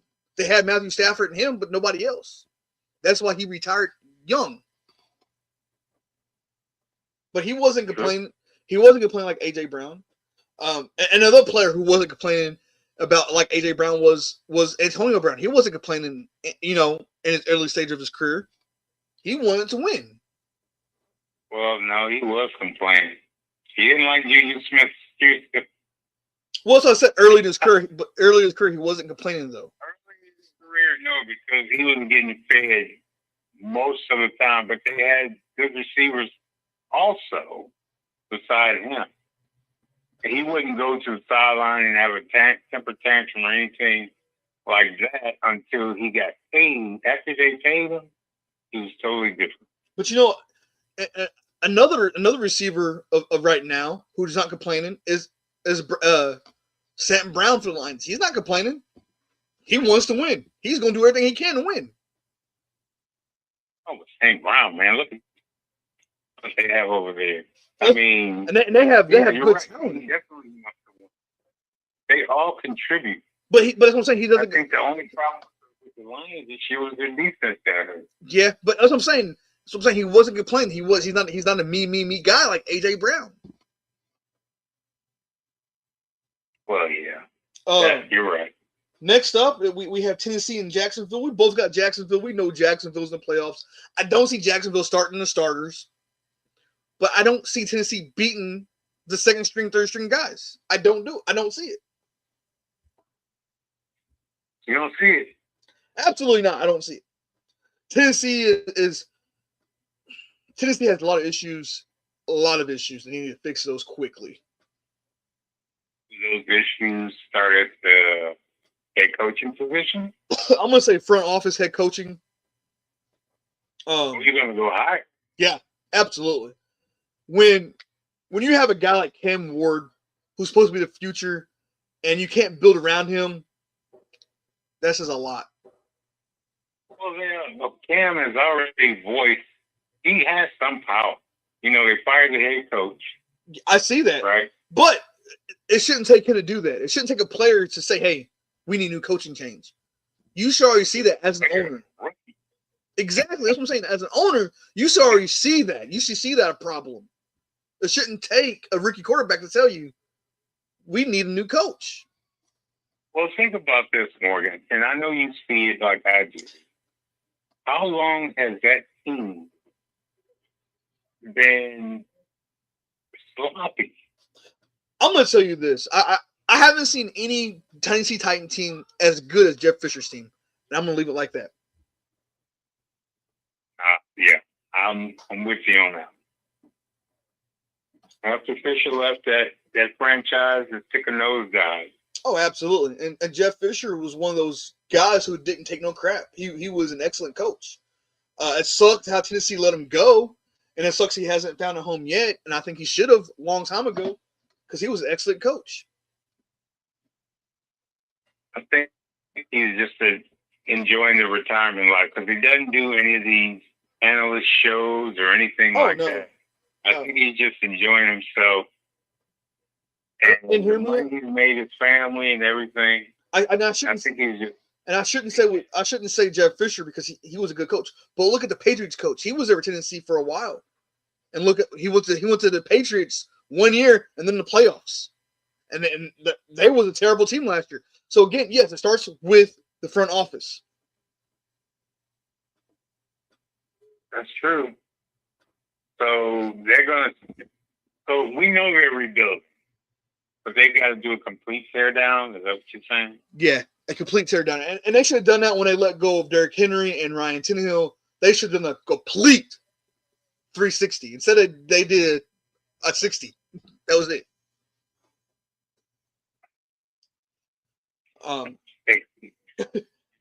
Next up, we have the Colts and Houston. We both got Houston Texans. I think the coach is done. I think they had the run for this year. I think the playoff hopes for them is done. I don't think they got the playoff hopes no more. I think Houston's going to go to the playoffs over them. We've seen Jacksonville win that division already. I think the coach now have to look back of where do we go wrong, and that's the quarterback position. That's one thing that hurt. You got Sauce Gardner, and you still couldn't win games. Well, okay, on the Sauce Gardner issue, didn't he get burned with the coach? That's true. I mean, And that goes back to the defense. I think he plays better in the zone. I don't think he should be in man-to-man coverage. You don't think so? And that's why he was drafted, though. He because was. of his coverage skills. But if you look, last year when he played for the Jets, they moved to his zone coverage, and he was phenomenal in zone. Phenomenal. Playing the ball everywhere, anywhere he can go. The coach playing man-to-man, he got beat. Yeah, but now Sauce was drafted because of his, he was a good guy. And maybe the receiver was faster than him. I don't know. But I would go back to playing zone coverage with him. Okay, yeah. So you're saying he's more effective in zone? Yeah, absolutely, yeah. And it showed in the Jets. Okay. I'll roll with that. Next up, we have the Jets of Buffalo. Buffalo might not start the starters, but they should because I think they're in playoff hopes right now as well. But I mean, they're playing against the Jets, so they know they should win this game. I think when they lost against Buffalo, I think it's a spark shut up to them, and I think they need to prove that they are playoff contenders. And I think it starts against the Jets. I think they need to show the teams we're for real. Don't take it lightly. Now, when you talk Jets, is Aaron Glenn on the hot seat? If I was a Jets owner, I would let him go. He's not a bad coach. He's not. But if you can't give him the talent he needs, why'd you bring him there? You let him fall. Well, it's his first year. It is his first year, but look, you didn't give him the talent he needed. You didn't. You didn't give him any talent. You saw his first year. Look at the Patriots. Mike Vrabel was his first year, and look at him. And I know the Patriots know him well, and he knows the Patriots well. I know he played for the Patriots. He played under Bill Belichick, so he can get what he wants. I get that. But when you look at that, you let Aaron Glenn fall flat face with no help. Well, I mean, it takes time. I mean, first they were trying to fill that quarterback void, right? Right. But they did that. They did that with Justin Fields. And Justin Fields, I thought was going to be really good. But it goes back to not having no help. You didn't give Justin Fields no help. None. You have an excellent running back. Line's trash. Defense is trash. So why did you really bring in Justin Fields and a new coach for? Well, it was supposed to be building the foundation. Well, they didn't. Right? They took that foundation and went on fire and destroyed it. They destroyed that foundation. Yeah, the Jets fans aren't really happy about what have they won? 3 games this year? Oh, I'm gonna look real quick because I want to say 4, but I think you might be right. I mean, they won 3 games. They went 3-13. And Buffalo did make the playoffs. I'm sorry, I take that back. So Buffalo did make the playoffs. So the starters might not start. Yeah, well, you know what? That game doesn't really mean anything to Buffalo. No, but again, it goes back to Jets being gutted. They gut that Jets team like they was gutting fish, and it's terrible. Well, when you look at the Jets, the start of their season was promising. Oh yeah, hands down. Justin Fields was showing signs of maturity, and the defense was dominating. But when you have injuries, when you have injuries, and you don't have any backup formality. They're lacking in depth. They are. Again, it goes back to help. You didn't bring any help. Okay. So are they still rebuilding? I would say yes. I would say yeah. I would say the Jets is rebuilding. So how many games now? We haven't anything to draft or anything like that, but if you were to look at the future, what would the Jets record look like next year? I would say they will at least win 10 games or 6 games. Big. I will say 6 games. I'll give them because they won 3 this year. Right. I mean, if you're going to judge them what they have now and what they can add to the team, 6 games sounds fair. Yeah, I mean, because they won 3 games. Why not win 3 more next year and make it 6?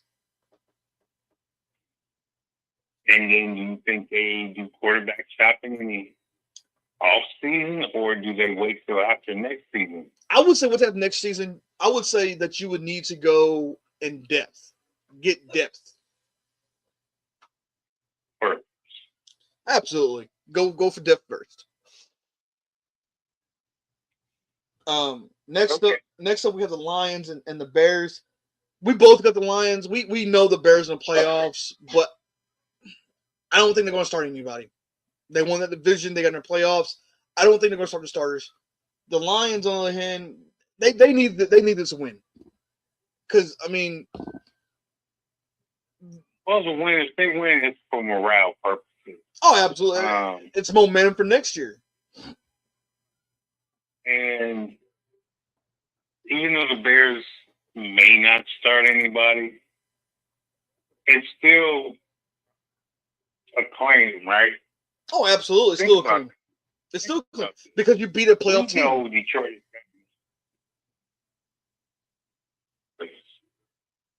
Well, right? Right. So, this game, I think, Detroit's going to go all out. Oh, absolutely. And that doesn't matter who's on the field. And hear me out. I think Jared Goff is going to show his tail because people was questioning if you should be the quarterback next year. Yeah, people are questioning that, but I think that's just one of those, I don't want to say overrated, but an overreaction. Yeah. I mean, he's done wonderful since he's been there. One bad year. Everybody has one bad year, right? And you can't blame Jared Goff because the defense have injuries. The defense had injuries. You can't blame Jared Goff because he can't play offense and defense.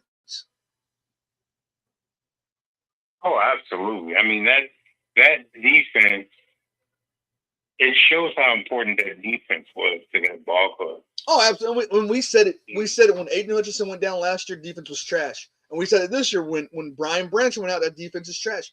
We said that together, and it shows. That means we know something that people should know. That defense is the heart and soul of that team.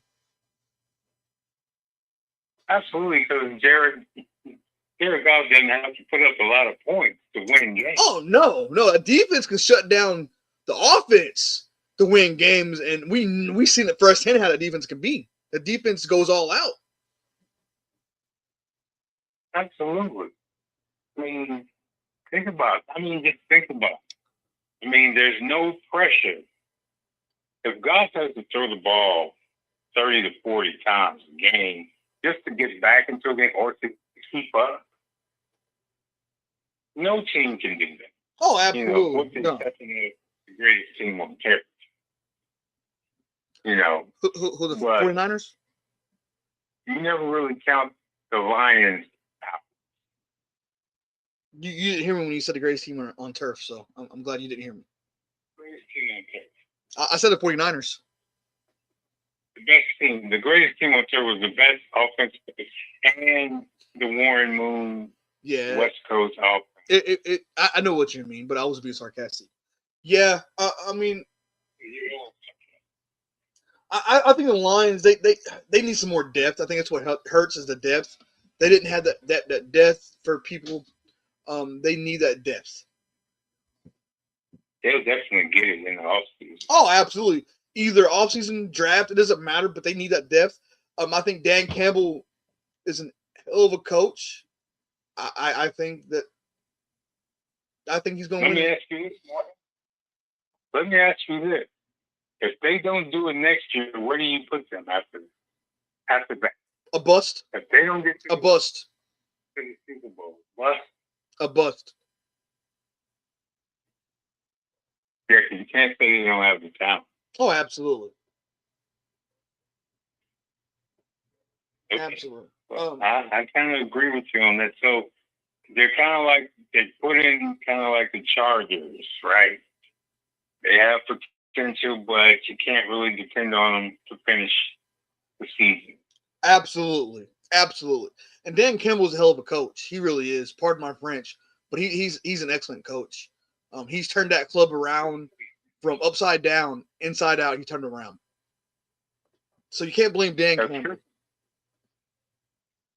And he should not be in the hot seat. Oh, absolutely. No. One bad year. Again, it wasn't his fault. You lacked a little bit on depth on defense. Injuries happen. But they were going.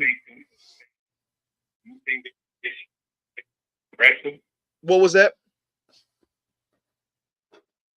Aggressive, like on fourth down. I don't think it was aggressive enough. I think they should. I think they should have went for it. I mean, especially on 4th and 3rd, 4th and 2nd, 4th and 4th, they should have went for it. I would have.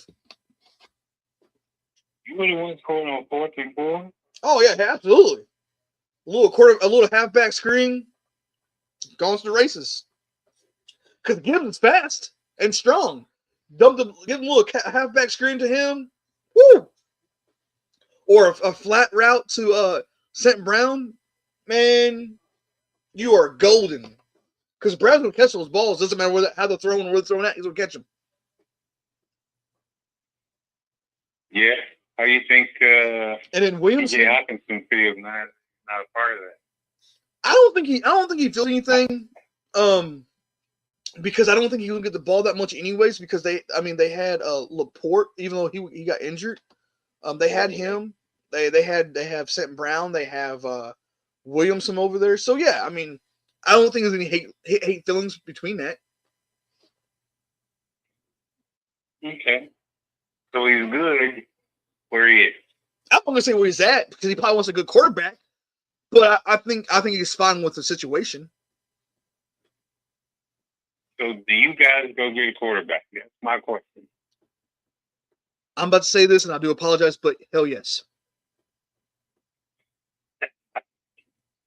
Look, Mac Jones is about to be a free agent. Malik Willis is about to be a free agent. Go get one of those guys. Yeah. Would you go get a Lamar Jackson? Would you go get... No. I'm gonna stop you right there. No. There's going to be quite a few quarterbacks out there. We don't want Lamar Jackson. We have a good running back, Aaron Jones, and we got good receivers. No. I like Lamar Jackson, but he's washed up. No. Oh, he's what? Baltimore has ran him into the ground. He's injured, stays injured because of that. No, we don't want him. So, if you had to choose between Mac Jones and Willis, I like Willis because Willis has a good arm. He's also a running quarterback, but I also like Mac Jones because Mac Jones can read the defense really well. That's a hard decision. I would say Malik Willis because Malik Willis can look. Justin Jefferson can go on the fly and he's getting that ball. Malik's going to make sure he's going to catch the ball right in his breadbasket. You don't think Mac Jones? I think Mac Jones would be the better. But Malik Willis is good for a team that has a back like. I like Mac Jones. I like Mac Jones, and the reason why I said not Mac Jones because Mac Jones really doesn't. When he gets pressured, he stands still. He's like a statue at times. He doesn't really run. Or Malik Willis, he's not a statue. He takes off. He's definitely mobile, but does Mac Jones?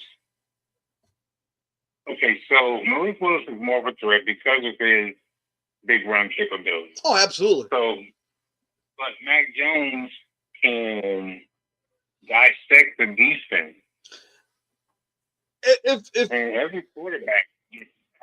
If Mac Jones can show me that, hey, if I get pressure on the run, I would absolutely take Mac Jones. But until then, I'm taking Malik Willis. So Malik Willis would be the best fit. For right now. Again, if Mac Jones shows me otherwise, I will say Mac Jones. Mac Jones has a lot of potential. He's good, don't get me wrong, but he has to show me that he can take off in situations. You know, think about this, Morgan. I would even take Zach Wilson. Zach Wilson, who played for the Jets, I would take him too. Because Zach Wilson was a good quarterback. He just went to the Jets. This what happened to Sam Darnold after he left the Niners, right? Being under Shanahan. Went to the Vikings and won 13 games. He has come a long way. He now, has. Mac Jones, under the same system as Darnold was. I see Mac Jones going to a contender. Nothing that I'm not saying the Vikings are not a contender, but I see him going to a contender. I see him going to I don't know, maybe the likes of a contender with Mac Jones. With what they have right now, they need help on that line. If they get help on that line, absolutely. But what I don't. The thing is, I don't want to set Mac Jones up for the future and he fails because we can't build around him, right? Or Malik Willis, if we can set him up for the future and we don't build a line, he can still run because he gets pressured. I like Mac Jones. I don't want to see him fail. Okay. So I mean, it's the tale of one coin, right? One head, one tail. Oh, absolutely. Either way the coin comes down, it's an improvement. Oh yeah, Minnesota. Absolutely. Look, there's gonna be a lot of good. Again, I would take Zach Wilson, because Zach Wilson, I thought he was a good quarterback at BYU. He went to the Jets. Wasn't that good? I mean, I know you're gonna laugh. I will take Mason Rudolph over what we have right now. Oh Jesus, no, you won't. I'll take Mitch. I will take Mitch Trubisky over what we have right now. You haven't watched Mason Rudolph play a lot of games, have you? He's horrible. I'm just he's not worse. Levis, he couldn't beat out Levis, man. We see Max play because JJ's hurt. We see Max play. He threw for 50 yards. 50 yards, and we still won. But he threw for 50 yards. He's better than what we have. You're just killing me. I'm sorry. We're gonna move on because we're definitely cutting in time. Next up is the Chargers and Denver. We both have Denver. Denver's actually kind of play for home field advantage, so they're going to start their starters. I think this is going to be a classic. It's going to be a knockout drag. It's not going to be a belt to ass type game. It's going to be a fight to the finish. It's going to be a KO to the end. So why wouldn't this be a primetime night game? That's what I don't understand. I wish it was. I don't know why it's not. I'm assuming because Baltimore and Pittsburgh took that spot. I don't know, but I wish this game was over that game. I mean, granted, you have some matchups this weekend that are playoff bearing. Right? Oh, absolutely. And I honestly think this game should have been Thursday night, to be honest. I think we need a Thursday night game, even though I know Thursday night's New Year's. I get that. But I would like to see a New Year's game. I don't want to see college football. I want to see a New Year's game. And I think that game would have been phenomenal for New Year's. Well, considering what part of the season, you're right. This is a very critical part of the season, and they should have a New Year's game. Oh, absolutely. I mean, you got two of the hottest teams in the NFL right now in the AFC fighting for that division and fighting for home field advantage. And I think Denver is going to be that team that's going to give you problems, but this is going to be an excellent game. Yeah, it is. It's going to be a good game. Now, I don't quite have – well, okay, so bear with me on this, and I'm sure you'll agree. The Chargers, just to say it outright, Justin Herbert, he can't stay healthy. No. And maybe it's because that line, they're not getting enough time, and he has to do a lot of things on his own. It could be – I mean, it's a lot of seniorities there, right? But he's not healthy. He can't stay healthy. And I think it's time – even though the Chargers are in playoffs, I think they should go ahead and just yank him out, sit him down, and go ahead and take that wild card game. Because if not, if he gets hurt in this game, it's too late to do. It's too late to sit him out and let him play. So you're saying he could further injure himself? Absolutely. You don't want that. You're already in a situation. Start the season on time next season. No, because I mean, look, you're already in a situation of making the playoffs. You're already in the playoffs. I would not start him to get him hurt more. Right. Because if he gets hurt, who are you going to play? Who are you going to play in the playoffs? Who's going to be quarterback in the playoffs? So let's say the Chargers lose this game. Are they still in the playoffs? I want to say yes, and I'm about to look that up right now because I'm curious on who the Chargers second string quarterback is now. Yeah, the Chargers made the playoffs, so they're in the playoff. They're in again. So you really don't need to start Justin Herbert. I mean, you have Trey Lance. Start Trey Lance to give him some stability because we see what Malik Willis can do, and we know Denver's gonna play all the starters. So Trey Lance can show, yeah, I can play against one of the best defense in the league. That's showing signs of he can be traded to a team. You get draft stock. Yeah. And it's also giving him an opportunity to get a chance to play an NFL game against one of the best defense to see what he can do. Yeah. Because if Justin Herbert does get hurt, you need to find out who can step up. And if Trey Lance can step up, then you don't have nothing to worry about. But you won't know unless you put him in a game. And with you putting Trey Lance up against that defense? That's what I'm saying. You're going to have to. I'm just saying, is that going to do Trey Lance justice?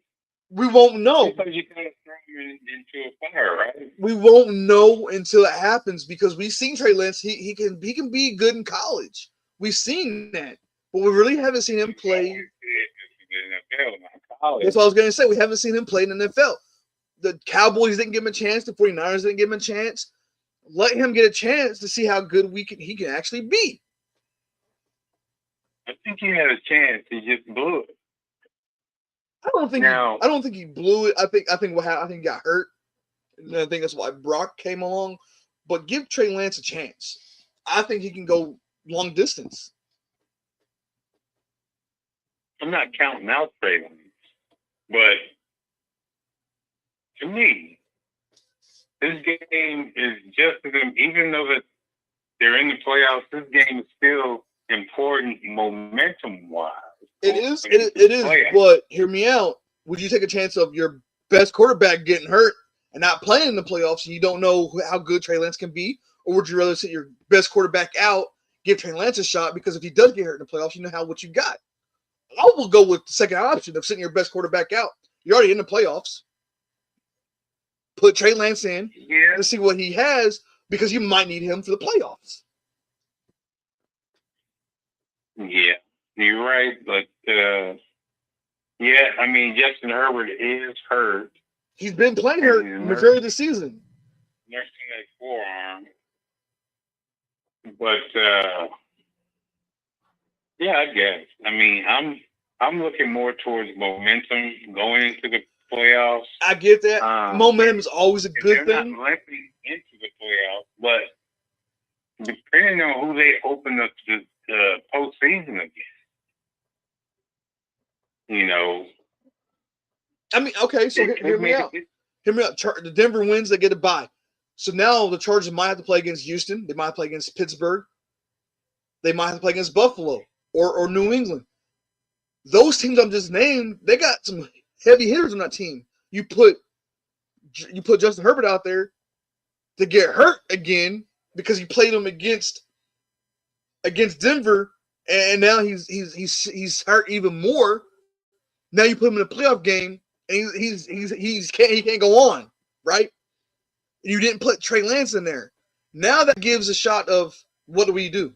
Because we effed up. We didn't put Trey Lance in there to give him any opportunity like we should have. That's true.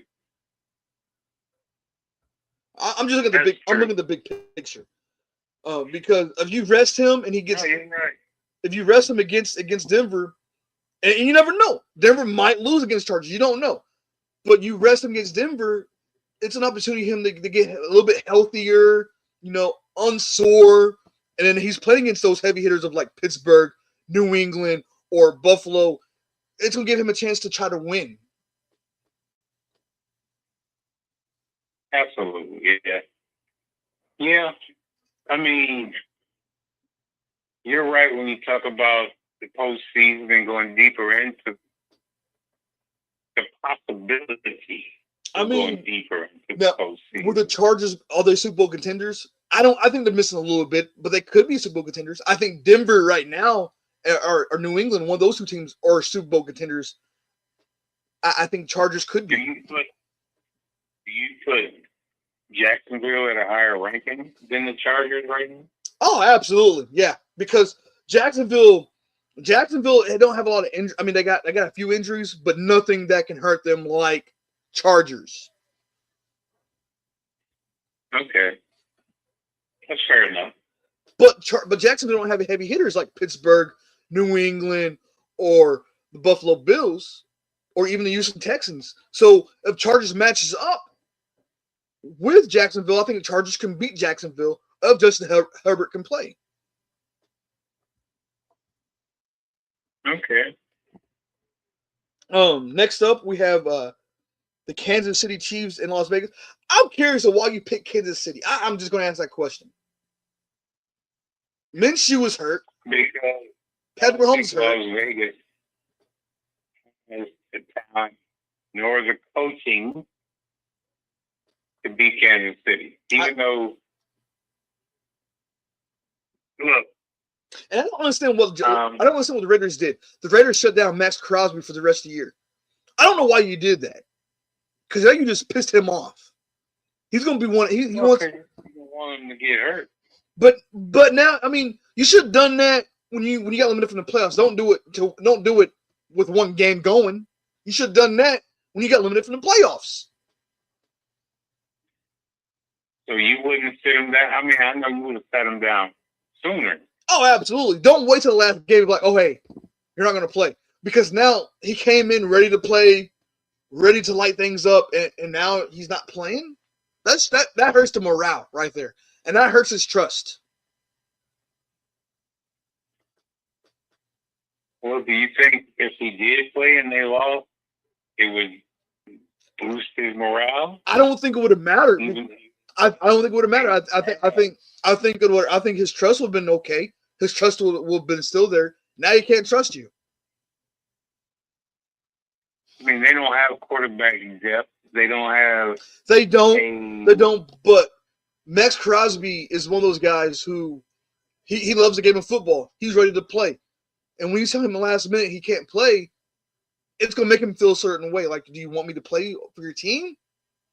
Am I being wanted here? You know what I mean? And they should have done that when they got eliminated from the playoffs. Don't wait till the last game. Yeah, you're right. I mean, for me, it would be best for me if Crosby didn't play, because what are they playing for? True. Right? You don't really want to win this game because then you drop. But it's showing people you're trying to tank. You know what happens when you try to tank? You lose draft picks. But when you do change, let's say they win this last game. Where does that put them in the draft order? It hurt them. Even if they win, I still think they get the first pick. I don't think it hurts them. I think they still get the first pick. I think it hurts them.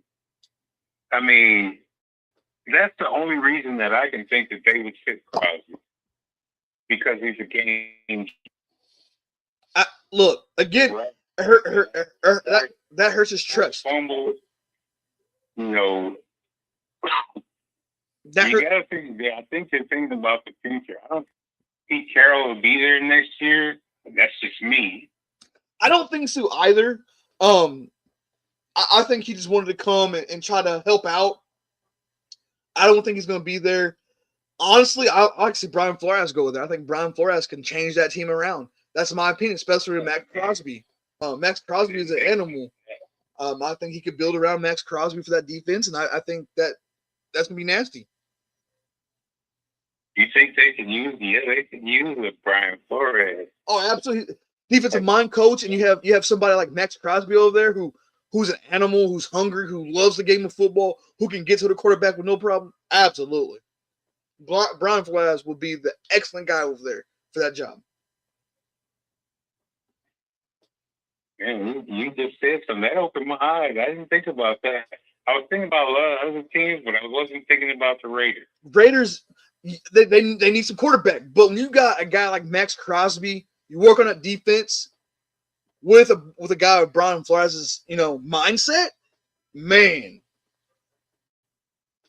And you got Jacoby Myers over there too, who's a receiver, who could play like a Justin Jefferson, who could play like a Jamarcus Chase. Myers is going to be a huge problem in that receiving field. A huge problem. Get a good quarterback. I mean, that's all they need is really a quarterback and maybe a few more pieces. But bringing Brian Flores, it's going to be an excellent move. I promise you. They let Jacoby go. They let Jacoby go? They might have let him go. They might have. I'm tripping. They let him go. They let him go. They did, didn't they? I am tripping over there. Yeah. I'm tripping. I'm still, man, I'm mind blown. I forgot they let him go. My bad. That was my fault. They did let him go. Oh, man. I can't remember where he went to. That's crazy. Yeah, they released him. I mean, they do got some good receivers over there still. I mean, you still got Jack Bench, who's a good rookie. He's been doing really well. I mean, you got some pieces over there. You really do got. You got Mayer over there, who's a tight end, who's excellent. You got Trey Tucker. So you got some pieces over there. Oh, they got Brock Bowers. Brock Bowers. Oh, yeah. Is the tight end over there. Forgot about him, too. Yeah. No, they don't. They got some pieces. That's what I'm saying. They got some pieces.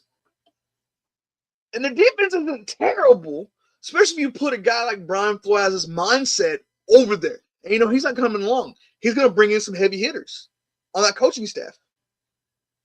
I'm just saying. Yeah, if that were the case, then yeah, but we'll just have to wait and see. I hope and I pray the Raiders fans is listening somewhere to me talking about that Brian Flores deal, because I think it'll be an excellent fit.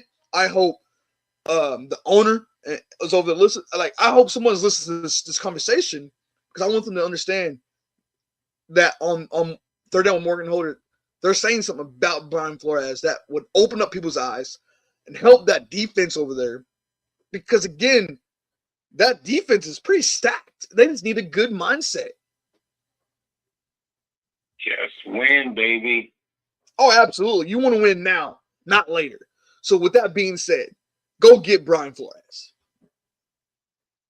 Hell, Brian Flores can go to the Giants, because the Giants isn't bad either. With his mindset, he can open up, help Carter, help Brian Burns. That would be excellent too. I mean, I'm just saying. I'm throwing out two teams for a reason. You think Geno Smith will retire? I think Geno will retire. I see that happening. I mean, don't get me wrong. They had Kenny Pickett, which we've seen Pickett. He's not consistent, but I think he can win some games for that team. Yeah. So, look, I gave up two teams for a reason. I hope someone's listening, and I hope some fans is like, holy crap, guys, we should go for this. Hashtag Brian Flores. I can't believe it. Brian Flores. I should get paid for this. Next up, we're almost done with guys. I do apologize. I know we're getting into the 2-hour mark. I know people was like, "Oh my God, it's almost New Year's. We want to do our thing." I get that. I do apologize. We're just having a good conversation, good topics. I want people to chime in, and that's why I try to give over a little bit over an hour. And I know going into 2 hours, people's like mind blown. Like, what, Morgan, shut up. Next up, we have Arizona and the Rams. We both got the Rams. I'm looking at this, and the Rams, they're in the playoffs. They're not in the home field advantage or the division anymore mindset. I think they should go ahead and sit the starters down. Yeah, they're playing against Arizona. Arizona don't have any heavy hitters, but anything is possible of getting hurt. But they are still a threat in the playoffs. Oh, absolutely. That's what I'm saying. Go ahead and sit your starters out for this game. I mean, you're playing against Arizona. Arizona don't have any heavy hitters, but if you go up and try to, do a drag route or a cutback and you tore your ACL, guess what? Now it's a scary situation, right? Sure. So go ahead and sit some starters. Yeah, Arizona. I think they're in the market for a quarterback. They are. I think they need to reshape too. I think they need to rebuild. I think they need to gut from coaching staff to it's like you said, a quarterback. I think they need to start somewhere on the front as well. You don't think they're just a quarterback away from contention? You No, think they need more than that? I think they need more than that. I do. They have a young receiver and Marvin Harrison Jr. He's excellent. You need to build around him. Get a quarterback that can get him the ball. Get him a quarterback that can read defense. You need to get a good running back. The defense needs some help. It starts with all that. Okay. Because Connor doesn't seem like he can stay healthy. Well, we've seen that when he played for Pittsburgh. And I don't think he was that good even in Pittsburgh. I was mind blown when Arizona made him the number one back. I'm like, what is going on over there?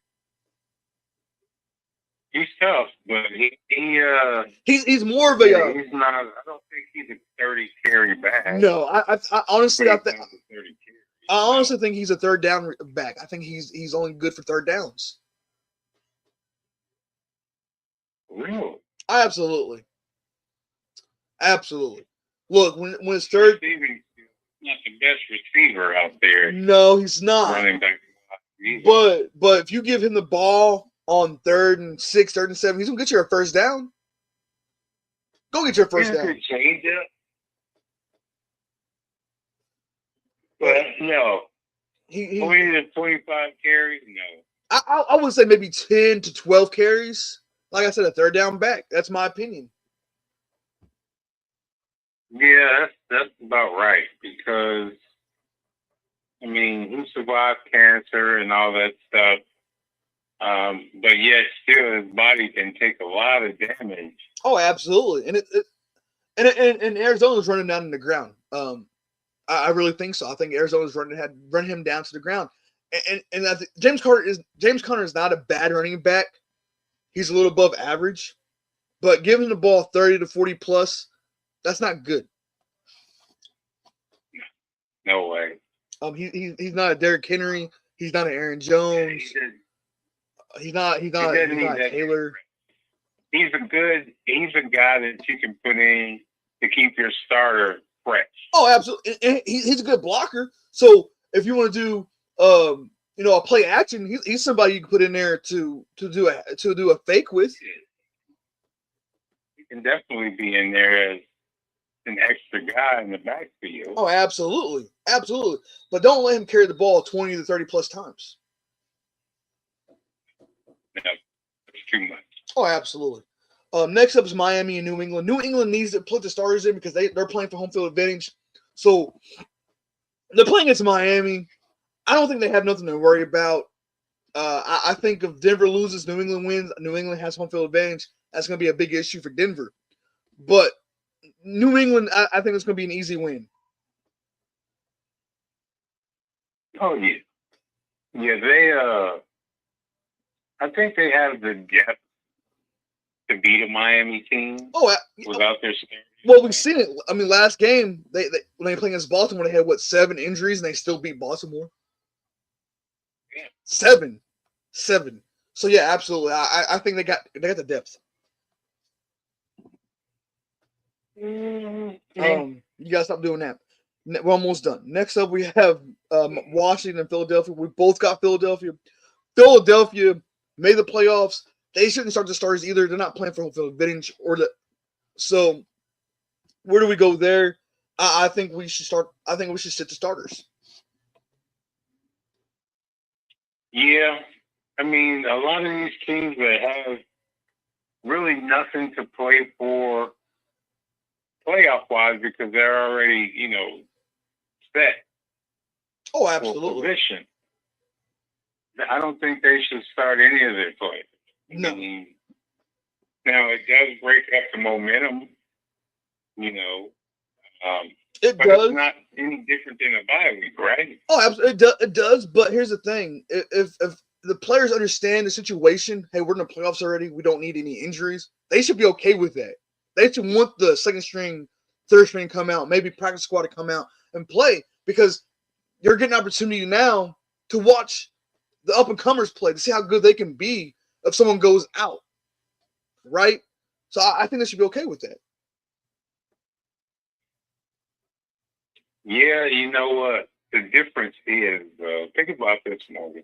You played the game. So if you're not playing, you're on the sideline and whatever the team is apparel, right?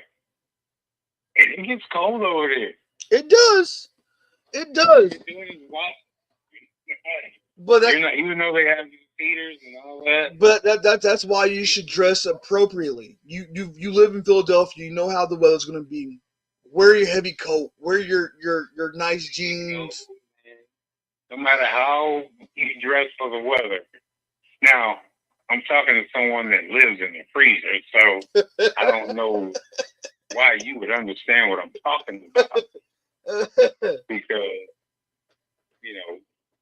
you're in 30-degree weather right now. You're talking about not wearing a coat. Listeners, what he's saying is, I don't mind the cold. What he's getting at. You don't mind the cold? You mean the freezing? don't forget the minus weather that we stood in. And you got work wearing a wife beater, and it was below zero when we were talking for 25 minutes, and I was freezing. It wasn't that cold. It was no snow, no ice. It wasn't that cold. It was below zero. I don't think it was that cold. But I'm talking to somebody who. I'm talking about players, starters that are used to being on the field, getting their blood moving through their bodies. Get some hand warmers. Put some hand warmers inside your boots, shoes. Put them inside your pocket. Put your hand. Do something. Look, stay warm. I'm sorry. You want to stay healthy. Next up, nobody's going to get frostbite. I'm just saying. No, they won't. Next up, you're not playing. Considering where they're playing, if they're in New York or they're in Boston or whatever, yeah, it's going to be cold. It's okay. It's just cold weather. It's fine. Next up should be the game of the week, and that's Baltimore and Pittsburgh. We both got Pittsburgh. We know how crucial this game is for both teams, but we need one winner. I honestly believe that Pittsburgh would come out on top over Baltimore. Baltimore, they had some issues going over Lamar Jackson being hurt, him showing up when he wants to show up for film, him going to sleep during film, him being hurt as we speak. Derrick Henry can't hold on to the ball. We have Zay Flowers who can't catch the ball. We have silly mistakes on defense, passing interferences. I think Pittsburgh's going on top. I think Pittsburgh is going to play their game, and they're going to make Baltimore play Pittsburgh's game. I think Pittsburgh's going to win. Well, my only hope is that the crowd is hostile. T.J. Watt will be back for this game. The only thing I wish DK Metcalf would be there because I want to see him beat on Baltimore's defense, but I know he can't, which I'm okay with. But I still think Pittsburgh's going to be a problem.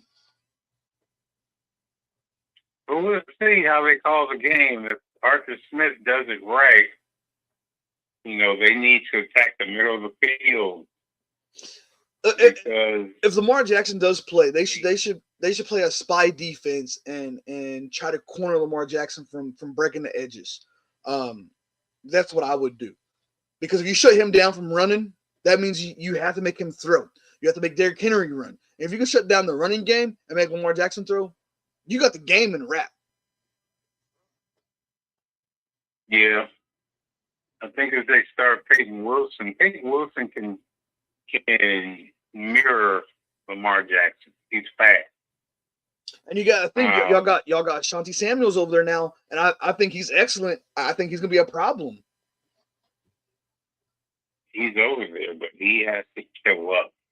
He definitely has to show up. I think he will. This is a big game, and I think he wants to come for the big games. And you got to think he's been gone out of the league, for some months.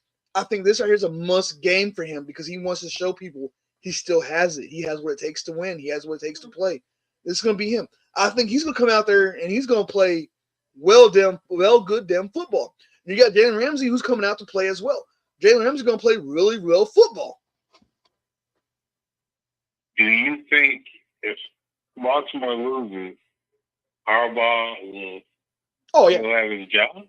Absolutely. I think he's on a hot seat. Hear me out when I say that. He's been with Baltimore for so many years, and you've only made it to the playoffs a few times. Absolutely. He's done. Really? Yes. So you move on. Move on. So you move on.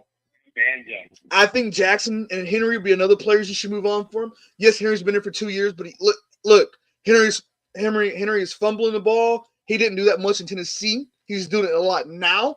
I think Lamar Jackson, I think he's on his way out because look, he can't stay healthy. He doesn't want to be there because of that reason. Hear me out. When a player gets hurt over and over, it might not be him really being hurt. It could be him showing, I don't want to be here.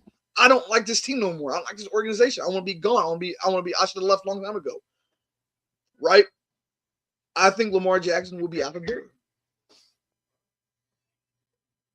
That's true. I think that's what Joe Burrow has come out and said it.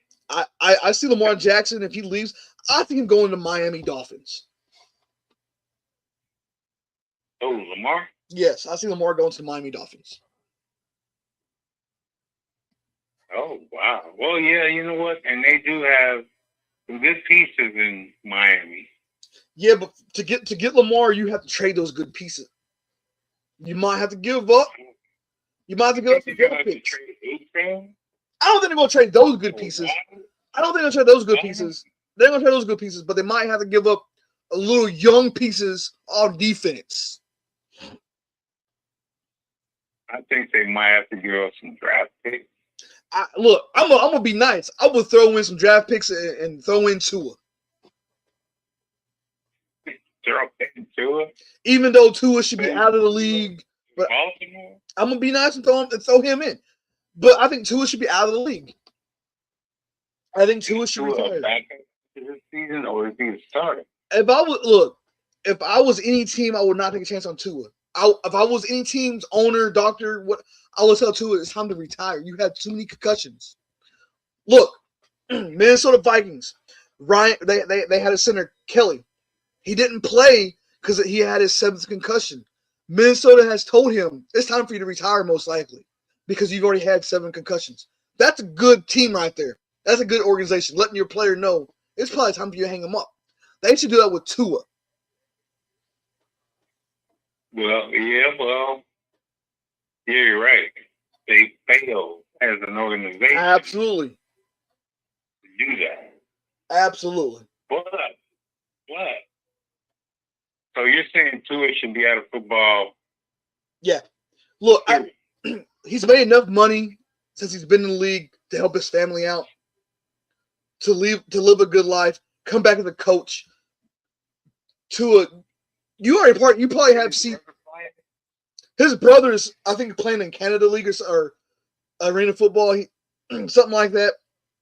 But Tua probably has some brain injuries going on because of all those concussions. CTE's going to sit under him, and he's still in his 20s. Look, his brain's going to be like an 80-year-old man before he's 50. Give it up, retire. You want to live long enough to see your kids graduate high school, go to college, and get married. And either he's going to end up dead or he's going to be in a wheelchair. I'm being honest. Yeah. I mean, his kids are still young, right? So you enjoy your family, raise your kids, play with your kids, coach. Absolutely. Absolutely. Right? If you love football, get into coaching. Coaching, analyst, do your own podcast, do something. But Tua, it's time for you to hang him up, buddy. Yeah, you're right. He's I think he's playing because he wants to prove something, but he there's nothing else to prove. He's proved that he's good. Football is just a game. It's not. Life is bigger than. Is he a Hall of Famer quarterback? No, absolutely not. But he's played for something. He's played in the league. He can say, "I played in the NFL. I played for an organization." Is he one of the best quarterbacks? He's probably the top 200 quarterback on my list, and I say that lightly, but absolutely, and I say that lightly because I know there's more quarterbacks out there that's probably better than he is, but absolutely, where he hasn't impacted the game. He has not. Lamar. I love Lamar Jackson, and Lamar Jackson really hasn't impacted the game, right? And the reason why I say that is because Lamar Jackson doesn't bring, to me, leadership like he needs to bring. I mean, when you play against Tua, you game plan for him, but you don't spend a lot of time. No, absolutely not. Absolutely not. And it goes back to Lamar Jackson. You don't really spend a lot of time against Lamar Jackson either. You know what he's going to do. He's going to run. You can stop it. A lot of teams have tried it. It's kind of hard to keep him bottled up. Only a few teams have done it. Shadow or mirror him. Only a few teams has done it, and one of those teams is Pittsburgh Steelers. Well, yeah, Pittsburgh has had his number for quite some time, but Tua is a different brand. And Tua still makes rookie mistakes. He does, and again, it goes back to maybe coaching, goes back to organization. I mean, when he was in the league, he came in the league when Brian Flores' first year being there, or last year being in Miami, right? I think if Brian Flores was there, I think Tua would be a lot better. I don't think he would have made those mistakes. I don't think he would have had all those concussions because Brian Flores is going to be that guy to tell you, hey, you ain't playing today because you had a concussion 2 weeks ago. I don't care if you're cleared. You're not going to play. Oh, absolutely. People can say what they want to say about Brian Flores, but Brian Flores is a player coach. He loves his team. He loves his players. So he wants his players' health to come first. Because all coaches should have that mindset. Absolutely. But this guy the Dolphins have right now, I don't know. He looks like a double dwarf off of what is that show? What's that movie? They like him out there. They don't want to get rid of him, but I think they gotta let him go. Yeah, I think he's on Aussie. Has he made it to the playoffs since he's been over there? I don't know if he's had. I think he has 1 year. But I can say I think Brian Flores' record is probably about the same as his, and they let Brian Flores go in his third year, and he's won. He was on a 3-year winning streak with Miami. I mean, I don't know. If Miami needs to do something, or they're going to fall into the rebuilt stage. The ranks of these teams that are terrible now. Your Cleveland Browns your and Jets and teams like that. Yeah, absolutely. They need to start making aggressive moves to save this franchise. Oh yeah, before it's too late. Because the Dolphins team used to be an organization where people used to fear, right? They used to be afraid of that team. We're playing against Dolphins. We gotta do something to beat them, right? Dolphins used to put fear in teams. Now I think that fear is going away. Oh, it's definitely gone. Teams say, "Oh yeah, we're playing Miami." That's it. I mean, there's What? Yeah, the opponent, this, that, and the It's other. just like, and you correct me if I'm wrong. It's just like playing against the Lions back in the day. Or we're playing against the Lions, easy win. Go ahead. We're going to score 40 points. We're going to win. Yeah. That's exactly what teams are doing right now against Miami. When they play against Miami, hey, coach, we don't need no film. We're going to win this game. And guess what? They go out there and put a whooping on Miami. Yeah. It's, what do they call it? It's not a, oh my goodness, what is the term they use? It's not rocket science. It's not rocket science. No, it's not. No-brainer. No-brainer. You're playing a team like that. Yeah. Miami need to do something quick. I mean, again, they got some good receivers. They got a great running back. If they don't do something quick, fast, in a hurry, those three guys, even though I know Tyreek Hill's and out of his prime age now, and he's going to retire in a couple of years, but you have Waddler, you have I can't think of running back's name, but you have that guy. You have those two players. You got A-Chain. I mean, you have those guys over there. If you don't do something now, they're going to leave and make something else out of another team. I mean, look what they're doing with Patrick. They made him a nickel over there. I mean, have you heard Fitzpatrick's name being called? No. Being great. I have not. And that's the thing. He's one of the good defenders, and you're not. Maybe the teams are playing against him. Maybe the teams are going away from him. I don't know. But he's not doing anything. No tackling, nothing. No, I mean, it's just, certain teams don't know how to. Basically, it's a chess game, right? Oh, absolutely. Certain teams don't know how to place players to their strengths and play them in that role. And Miami was one of those teams. Oh yeah, absolutely. What else you got? Is that it? That is it. That's it? That is it. We've come to the end of the road. Yeah. And you didn't curse one time. I did. I cussed a couple.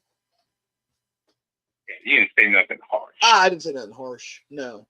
Hold on. Before we sign off, I want to say something. I think this is the first show that you actually agreed with me on every topic we talked about this tonight. Well, not every topic, but majority of the topic, 80% of the time that you agreed with me. And I'm mind blown because usually you give me grief.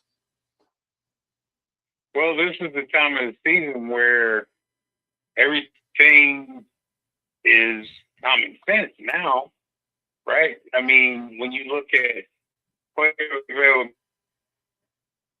everything that's presented, it's kind of the teams that are picked are the teams that are more likely to win. Now, if you have upsets, then clearly that's what it's going to be.